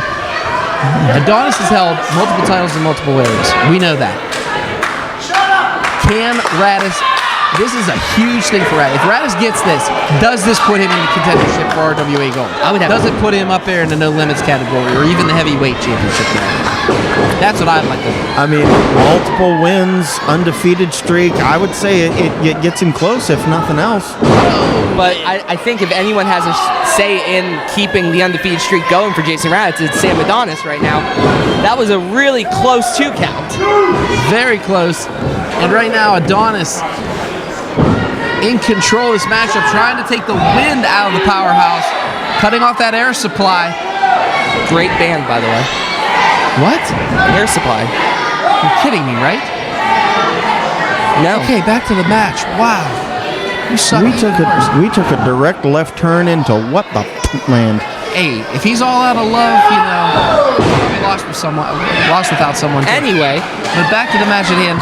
Gloria. You leave her out of this. And right now, Sam Adonis. Oh, big kick to the jaw. And Raditz is down. Then again, we've seen Raditz down like this, guys. I mean, he gets right back up. It's like the man can't die.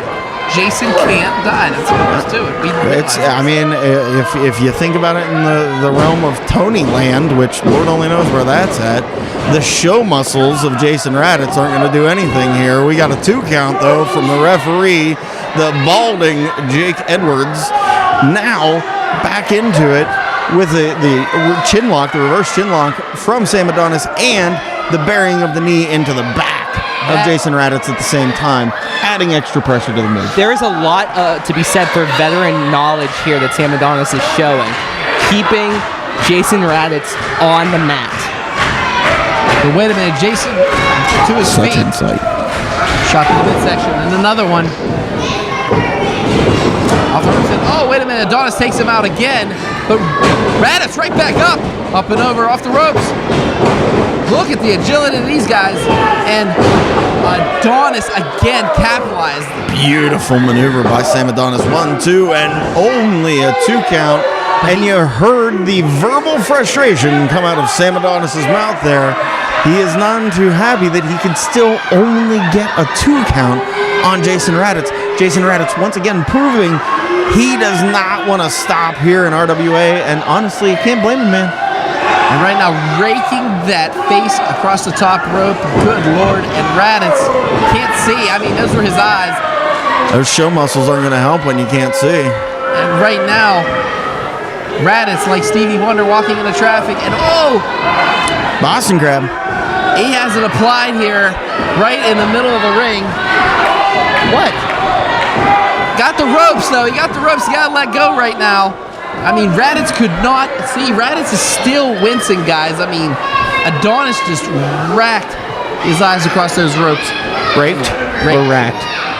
Whatever. Racking up pool balls, or are we raking things? And Either look at way, the power regardless. of Adonis. There you go. Has him up. Oh my God, he's had him up here for at least 15, 20, and landed. That was an impressive show of strength from Sam Adonis. Credit where it's due, Doc. I am giving credit where it's due. 1, 2, and I cannot believe the power of Sam Adonis. I mean, No show muscles on Sam Adonis. You can make it fun as much as you want, but the truth is Sam Adonis is in control of this matchup right now. I'm not making fun. I'm saying there's no show muscles on him. Nice, lean, mean, hurting machine. Wow. You pulled out of the 80s for that one. I'm glad that you're at least coming around to this Back decade. to the match at hand. Only got about 30 more years to go before you're back here. okay, again, back to the match at hand. For the first time ever, I'll agree with Tony. Oh, wait a minute now. Adonis sends Raditz off the ropes. Shoulder block, but Raditz winning this one. Maybe there's some life in him. Here he goes again. Has him. Power slam. Caught him in Jason midair. Raditz. Caught him in midair. Beautiful maneuver by Jason Raditz, showing off the power in the actual muscles that he possesses to pick Sam Adonis up and rotate him over for that power slam. Beautiful maneuver by Jason Raditz. It wasn't even a pickup. He caught him from a crossbody, prevented the crossbody, and threw him. Those are actual muscles using, not show muscles. That was the power That's awesome. of Jason Raditz is what that was, guys. That's the power of Miami Sound Machine. Maybe there's some new blood left in this guy.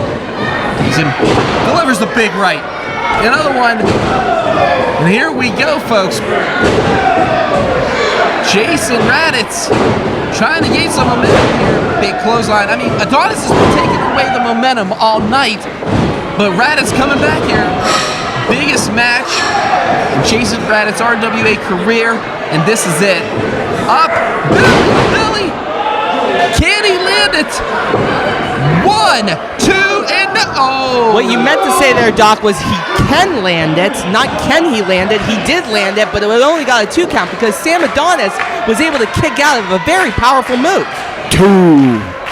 Only a 2 count, says our referee, And me. Back Jason elbow Raditz. by Sam Adonis. Now boot to the face. Raditz now feeling it. off that rope, flying body press, rolls him. 1, 2, no! Adonis is just getting more and more frustrating.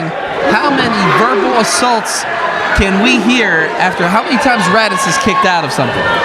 My God. Yeah, Sam Adonis is going through the book, and I'm not talking about the move book. I'm talking about the obscenities book every time.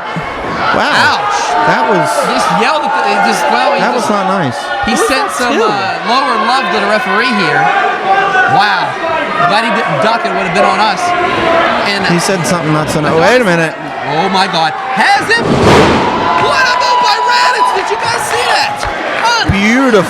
Beautiful maneuver by Jason Raditz. Coming up, springing up to the second rope and throwing Sam Adonis off the top. Now both men are down. Who is going to get to their feet first? Wait a minute. We got to cover 1, 2, and only a 2 count. Yes, Tony. Yes, no, I'm super impressed with Jason Raditz being able to jump up there, do a release belly to belly, get over to the pin. It's amazing that Sam Adonis was able to kick out of such a powerful, high-risk maneuver. I just cannot believe Adonis kicked out of that. I mean, my God, did you see how high he was up in the air and how he went crashing down? And now Raditz has him, goes to roll him up, has him, 1, 2, and oh, Adonis kicking out in the nick of time. Has him again, rolls him up, 1, 2, and Raditz wants to try to take this home. I mean, he's using Backslide. skill and strength and has him in that backslide. 1, 2, and Adonis is just completely, has him, rolls him, 1, 2, 3. Wow. Was that a 3? Jason Raditz has been beat. Was that a 3? No. Wait. Ring That the was bell. the bell. That was a 3. Oh my God, Adonis beat him. Undefeated, no more.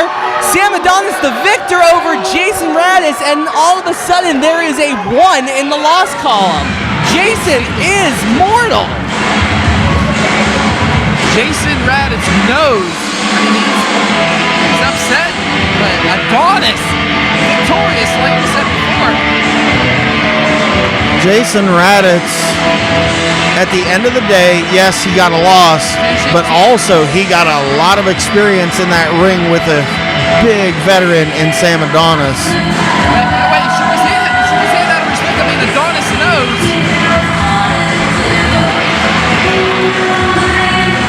I mean, I think Raditz just lots of credit to both those competitors, Gregory, and they both have claimed they are misunderstood.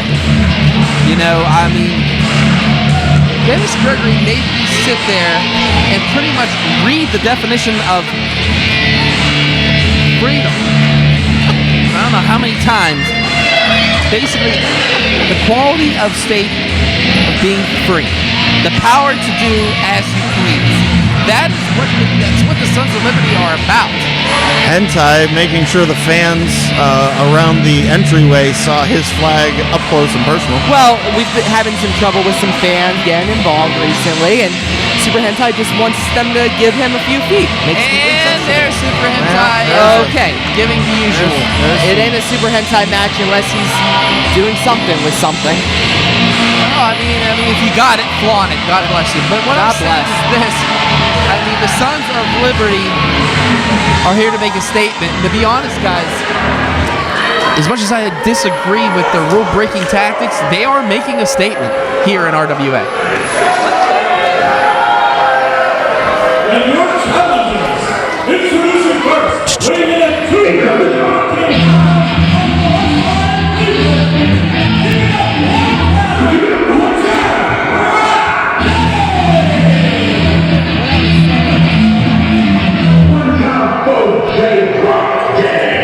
What I was saying, there was a better way to make a statement than to defeat J-Rocc Daddy and the WCW superstar known as Buff Bagwell. That's a huge statement to make tonight. Well, I mean, what is going through the mind of J-Rocc right now? That's what I want to know. And what I'm saying is, I mean, you have a devil on one shoulder and then you have an angel on the other. Of course, I'm talking about Dr. Feelbad and Ryan Edmonds. Ryan Edmonds stating that he was going to get J-Rocc a tag team partner, and as much as I dislike Ryan Edmonds and disagree with his antics, he did what he said he was going to do. He did come through. He got Buff Bagwell here to tag with J-Rocc Daddy. So maybe you guys are a little bit too judgmental of Ryan Edmonds. He's bent over backwards for the last few months to help out J-Rocc and bring the J-Rocc of old back. But I hate to say this, Tony, but Ryan Edmonds has been more of a thorn in the side of J-Rocc than he has helped. Are you kidding me? Last month, J-Rocc won. Yeah, he pretty much helped J-Rocc beat Dennis Gregory. I mean, he pretty much screwed over Dennis Gregory He just didn't to prove screw a point. over. No, he gave him a fair 1-2-3 count. I didn't see any screwing going on last month. Wait a minute.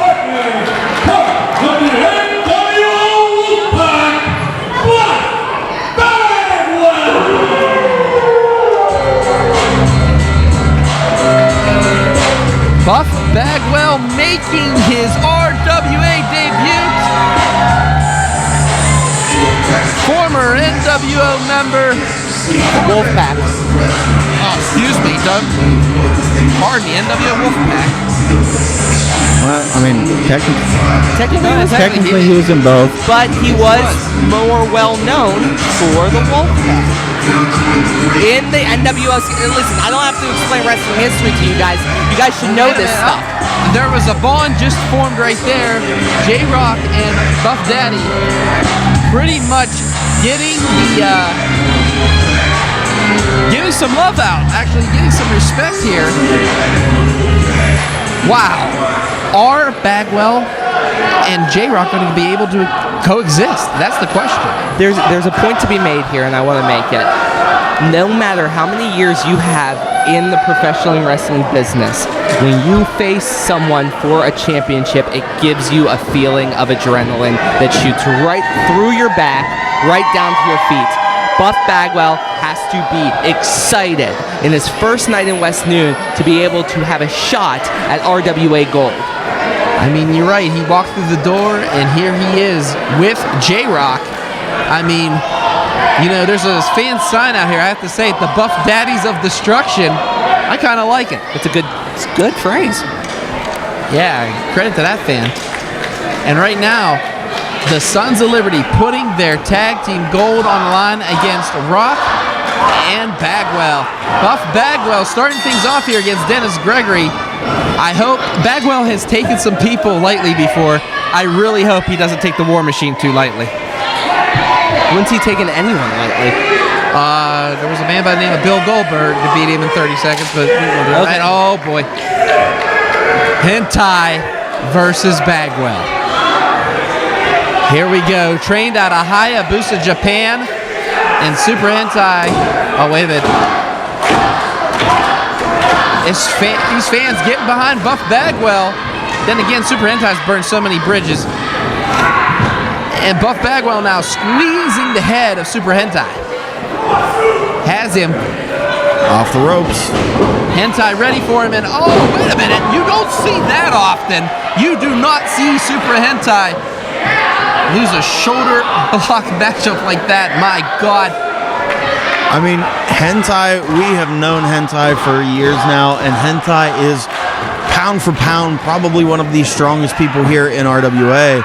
But, I mean, Buff, you know, he went weightlifting and training with you know, Scott Steiner and those guys. I mean, he's got some definite power behind him as well, and it was amazing to see somebody actually take more power and show it in Hentai's face instead of Hentai being the one showing off the power. I love Super Hentai. You know I love the Sons of Liberty. They're good guys, friends of mine. Good guys. They are good guys. But Buff Bagwell is a wrestling legend, okay? He has been the face of companies. So this is a tough matchup. I think Super Hentai and Dennis Gregory, the Sons of Liberty, match up well against Buff and J-Rocc, but they have to think. Now, here's something that just came into my head. How much tape is there on Buff Bagwell? Tape? Tape. I mean, like videotape? Yeah. Years. Years. There's years. Decades, Yes. right? Yes. Super Hentai has a scouting report. Dennis Gregory has a scouting report on Buff Bagwell and J-Rocc because they've wrestled J-Rocc. Oh, God, yep. Insulting the height of Super Hentai. We've seen this before, guys, and Hentai is usually kicked the people's face off. But right now, Buff Bagwell is actually playing mind games on somebody who's the master of them, and that's Super Hentai. All right. Oh, I'm just going to go ahead and let Hentai shout that out. And back to the match we go. I mean, this crowd getting behind Bagwell. Can he come back? Oh, wait a minute. He's starting to come back on him. We've never seen this before. Oh, big knee lift by Hentai. Catching him. Oh, big shot. Buff in some trouble now. What do you say? He says he's hurt? Oh, wait a minute. Gregory tapped in now. The War Machine taking on Buff Daddy. Let's see what's going to happen here. Hentai got inside. He want to take a break now. But hey, you guys notice something? Bagwell's just smiling. He's mocking Super Hentai. He's been smiling this whole matchup, though, Tony. Oh, wait a minute. They want J-Rocc tagged in here. And J-Rocc tagged in here. Got to see a little bit of a rematch from last month. The crowd letting Buff know he still has it here. Has what? Well, Buff still has it. I mean, what's it? The it factor, I guess. I guess these guys are going to get started here. J-Rocc getting these fans riled up here in West Newton. Oh, big knee lift. Big shot by Gregory. Delivering those rights. And now, Gregory got J-Rocc in the corner, delivering those knees. And in control is Dennis Gregory. You know Dennis Gregory wants some revenge from last month, guys. Of course. Why would he not? I mean, you would got to imagine that last month's loss to J-Rocc in the form that it happened has been eating at Dennis Gregory for an entire month. Well, competition breeds chaos, right? I agree. Okay. Big shoulder block by Gregory. Sorry to cut you off, Tony, but I have to just say this. The War Machine, my God, he just powers through people. Unbelievable. If there is one person, 1 second.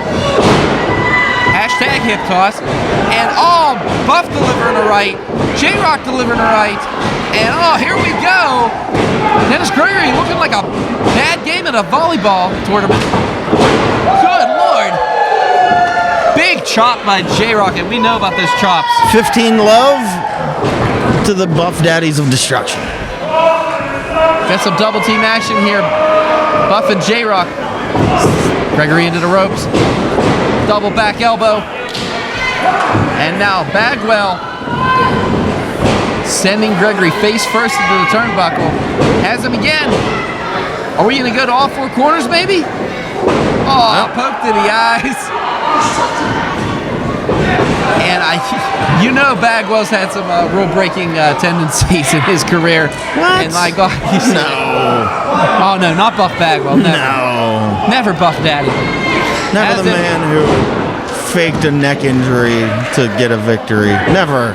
1, 2, no, only a 1 count. That was a double shoulder block and a half, though, by these two, and Dennis Gregory's still down. Referee now arguing with Buff Bagwell. And big knee to the back, and that's why the referee's back was turned, and Hentai striking. Again, now we're back in charge. Do you hear these guys? These guys are so full of themselves. It's not full of themselves. This is a competition. Both of them are hungry to win. They're hungry for gold. They're hungry to keep their gold. And that is what they're focused on. I mean, I get the fact that they want to, be this, role models for people, but don't cheat. Don't cheat. Bottom line. They claim they're doing something. They claim they're making a change in professional wrestling. They're not. Listen, just because these fans don't get that they're trying to help them doesn't mean that they're not trying to help them. Okay, that's another thing he said. The fans don't understand us, Doc. That's what he kept saying to me over and over again as he made me read the definition of liberty. You're lucky he didn't make you read the Constitution. I should make you read the Constitution because you'd understand the mindset of these two. Well, I know one mindset, and that was a vicious headbutt that Hentai just delivered to J-Rocc. And right now, Buff Bagwell trying to get in there to help his partner. And a big low blow by Dennis Gregory, of course, because the referee's back's turned. Sorry, I was on my phone. What happened? A tag team specialist in Buff Bagwell, and yet he has fallen for some of the biggest tricks in the book when it comes to tag team wrestling. He is taking the referee out of the equation and allowing double teams and backhanded moves to happen. 1, 2, and only a 2. I thought he had him there, Church. My apologies. No, you're good. And yet Buff Bagwell has allowed this stuff to happen, and now that has put J-Rocc into a world of pain that he did not really want to be in right now. And right now, J-Rocc in a lot of trouble. I mean, that reverse chinlock applied, plus the knee of Dennis Gregory to back in. And you've seen the strength of Gregory. My God, what is going through the mind of J-Rocc right now? I know one word: pain. And if anything that the Sons of Liberty deliver, that is pain. He's biting his hand. No, he wasn't biting his hand. My bad. He's not. Never mind. I thought he was biting his hand too, the way it looked, Tony. I'm not going to lie. But then again, J-Rocc off the ropes. Hentai taking him out. There was a blind tag there. And Hentai taking advantage. I mean, J-Rocc's out. He is just breathing hard. He is done. This could be it right here. 1, 2, no! Only a 2 count. We even got the referees on the outside here calling it too. And right now, Hentai, again, putting the knee in the spine, taking away, just unbelievable right now. I mean, these guys are just beating on J-Rocc. And what is Gregory doing? They're working over the neck and the back of J-Rocc. Buff Bagwell now getting involved once again. But Gregory playing double team them like a fiddle off the ropes. Big double clothesline by the Sons of Liberty, and Bagwell keeps going in and out here. I mean, he has to stop that. He's just taking the focus away of the referee, and the Sons of Liberty are capitalizing on this. Well, there's clearly some cohesive nature. J-Rocc Daddy and Buff Bagwell are very skilled professional wrestlers, but both of them are more known for their singles accolades not their tag team accolades. Sons of Liberty are a more cohesive unit. I mean, don't get me. I completely agree with you on the cohesive unit thing. I mean, that's why they are the tag team champions. I mean, that's why they've held multiple tag team championships in multiple areas. Where I'm going at is the simple fact is Buff Bagwell and J-Rocc have never tagged before, and Bagwell's like, Bagwell has to get tagged here. I mean, J-Rocc has been getting beat on here, and all big knee lift. Here comes Hentai off those ropes. J-Rocc catches it. Backbreaker. Oh my God, that was like the lower part of the spine, guys. I mean, he just got driven into J-Rocc's knee. But this is a huge moment for J-Rocc. He needs to get this tag right now to continue the match, because right now, Sons of Liberty are in the driver's seat. J-Rocc trying to find the right corner. He's in the wrong place right now. Trying to get over to Buff Bagwell to make the tag, and he does. Tag referee sees it too. Buff in. Clothesline, couple clotheslines. Buff is just taken to the Sons of Liberty right now. All these clotheslines. Oh, we're gonna see it. Noggin knocker. And the Sons of Liberty just had their bells rung. Good Lord. What's this? Buff giving them a thumbs up and what?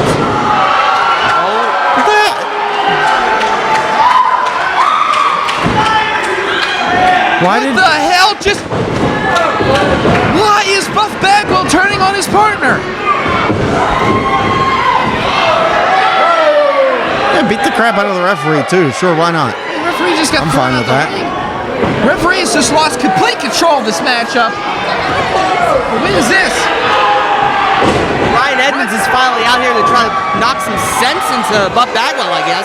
I mean, Edmonds is the one that contacted Bagwell, the one that got Bagwell for Rock. What in the living hell is going on here?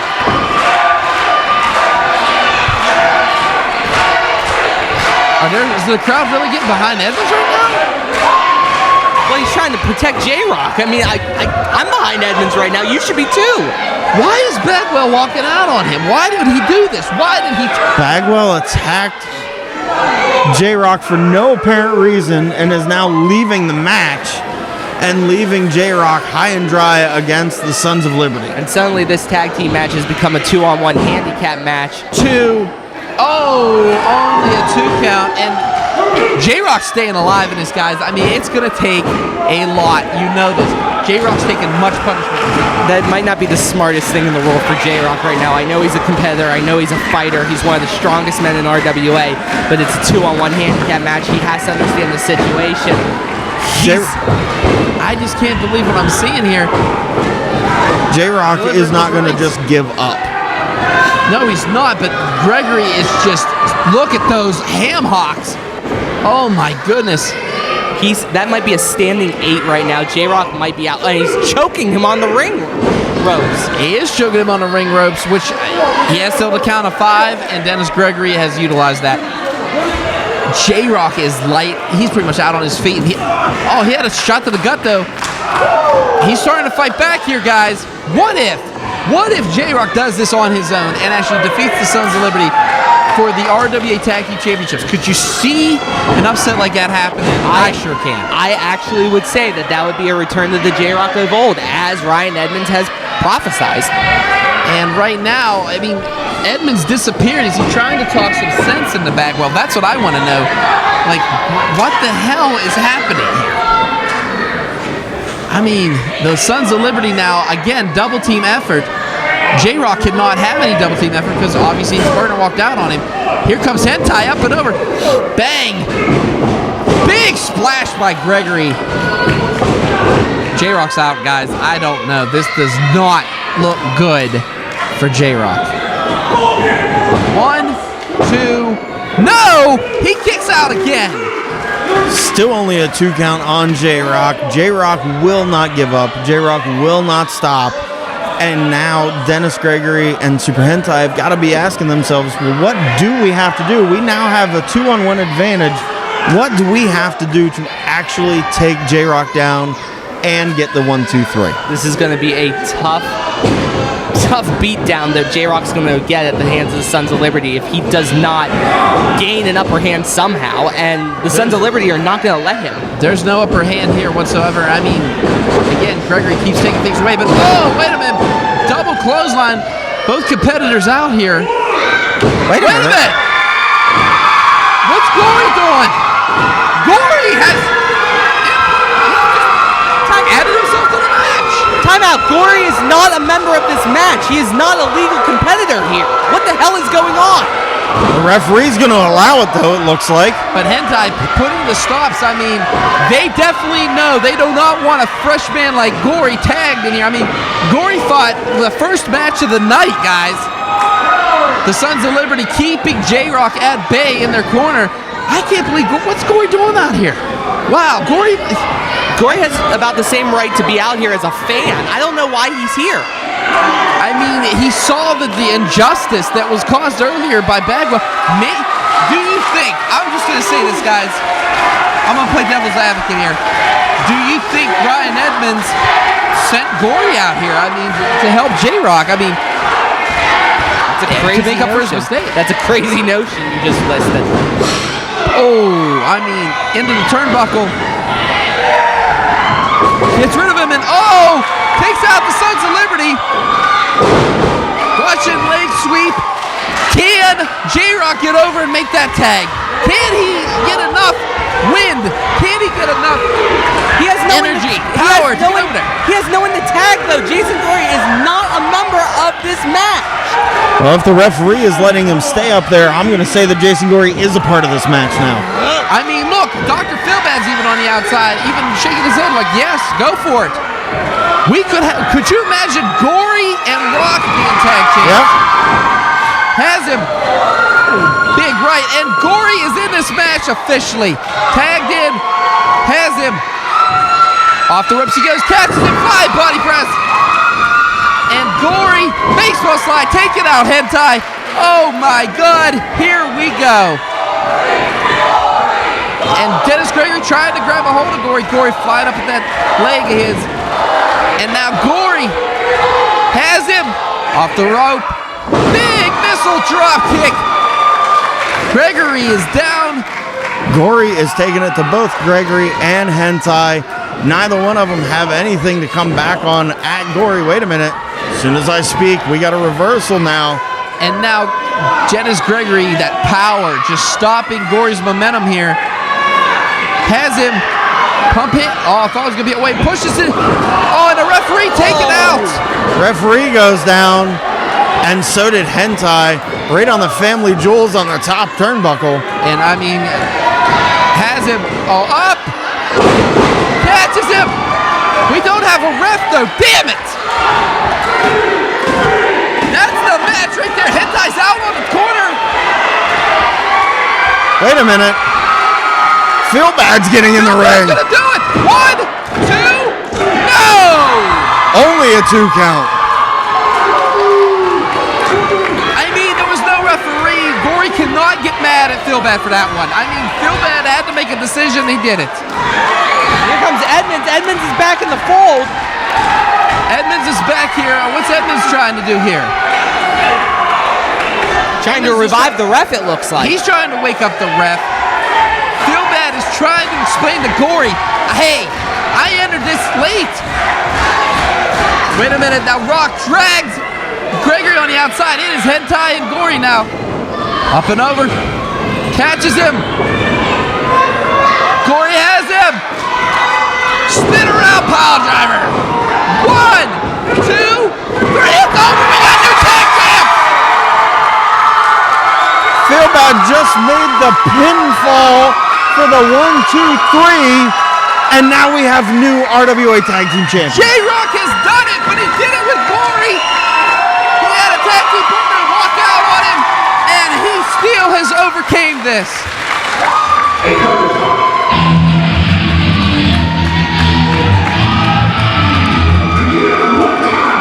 Oh my goodness, and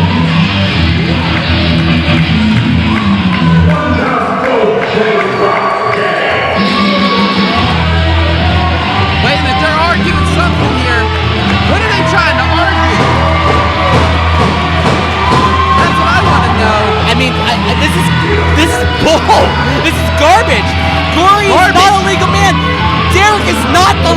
referee? Wait a What minute. the hell is this? Wait a minute. What's Jeffrey's doing here? Oh, what? Oh, wait. Wait. What? Wait. Oh, my God.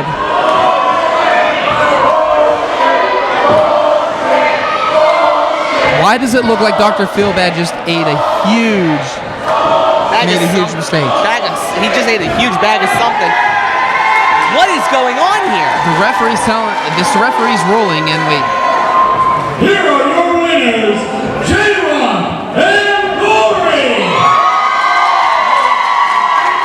Why do you think the belt's done? However, House of Admiral is the legal man. They are winners by disqualification, and still you cannot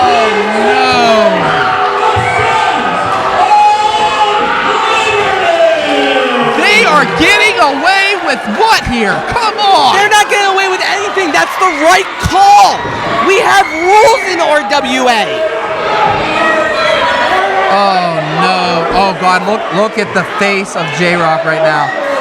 This is not Feelbad's decision, ref. Hey, I give him 1, 2, 3. Hey, J-Rocc.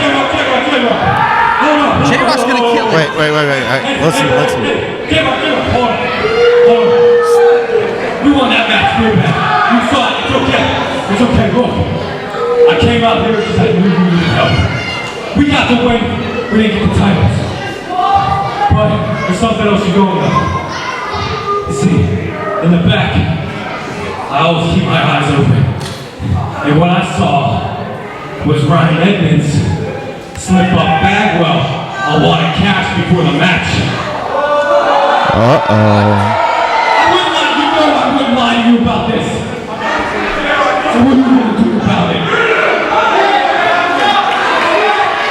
Lord knows Jason Gory can't tell the truth from a hole in the ground, so... Whoa! No. We know Edmonds. Church knows Edmonds.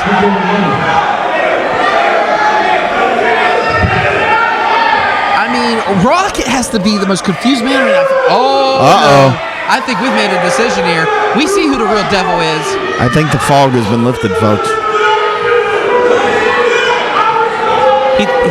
Ryan Edmonds is being framed right now by Gory.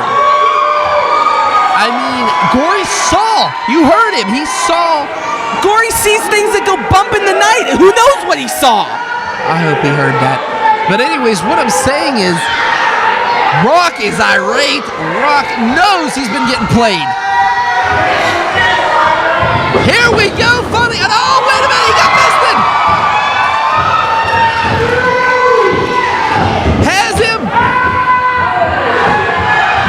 J-Rocc setting him up. Is he going to do it? Wait, J-Rocc. no!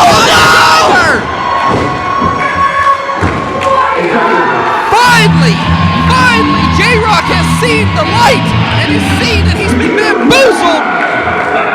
All by Ryan Edmonds, R.I.P. I wonder how much Ryan Edmonds paid Buff Bagwell to walk out on his tag team partner, to walk out on RWA Tag Team Gold. All I gotta say is this has been one hell of an event here tonight in RWA. Any last words, gentlemen?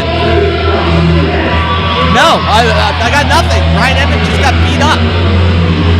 All right, well, we'll see you next month here at RWA Arena.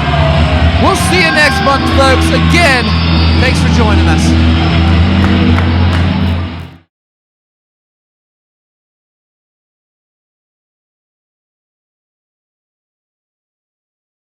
Sidekick Media Services. We are your sidekick in business for social media, video production, and more. Find out more at sidekickmediaservices.com.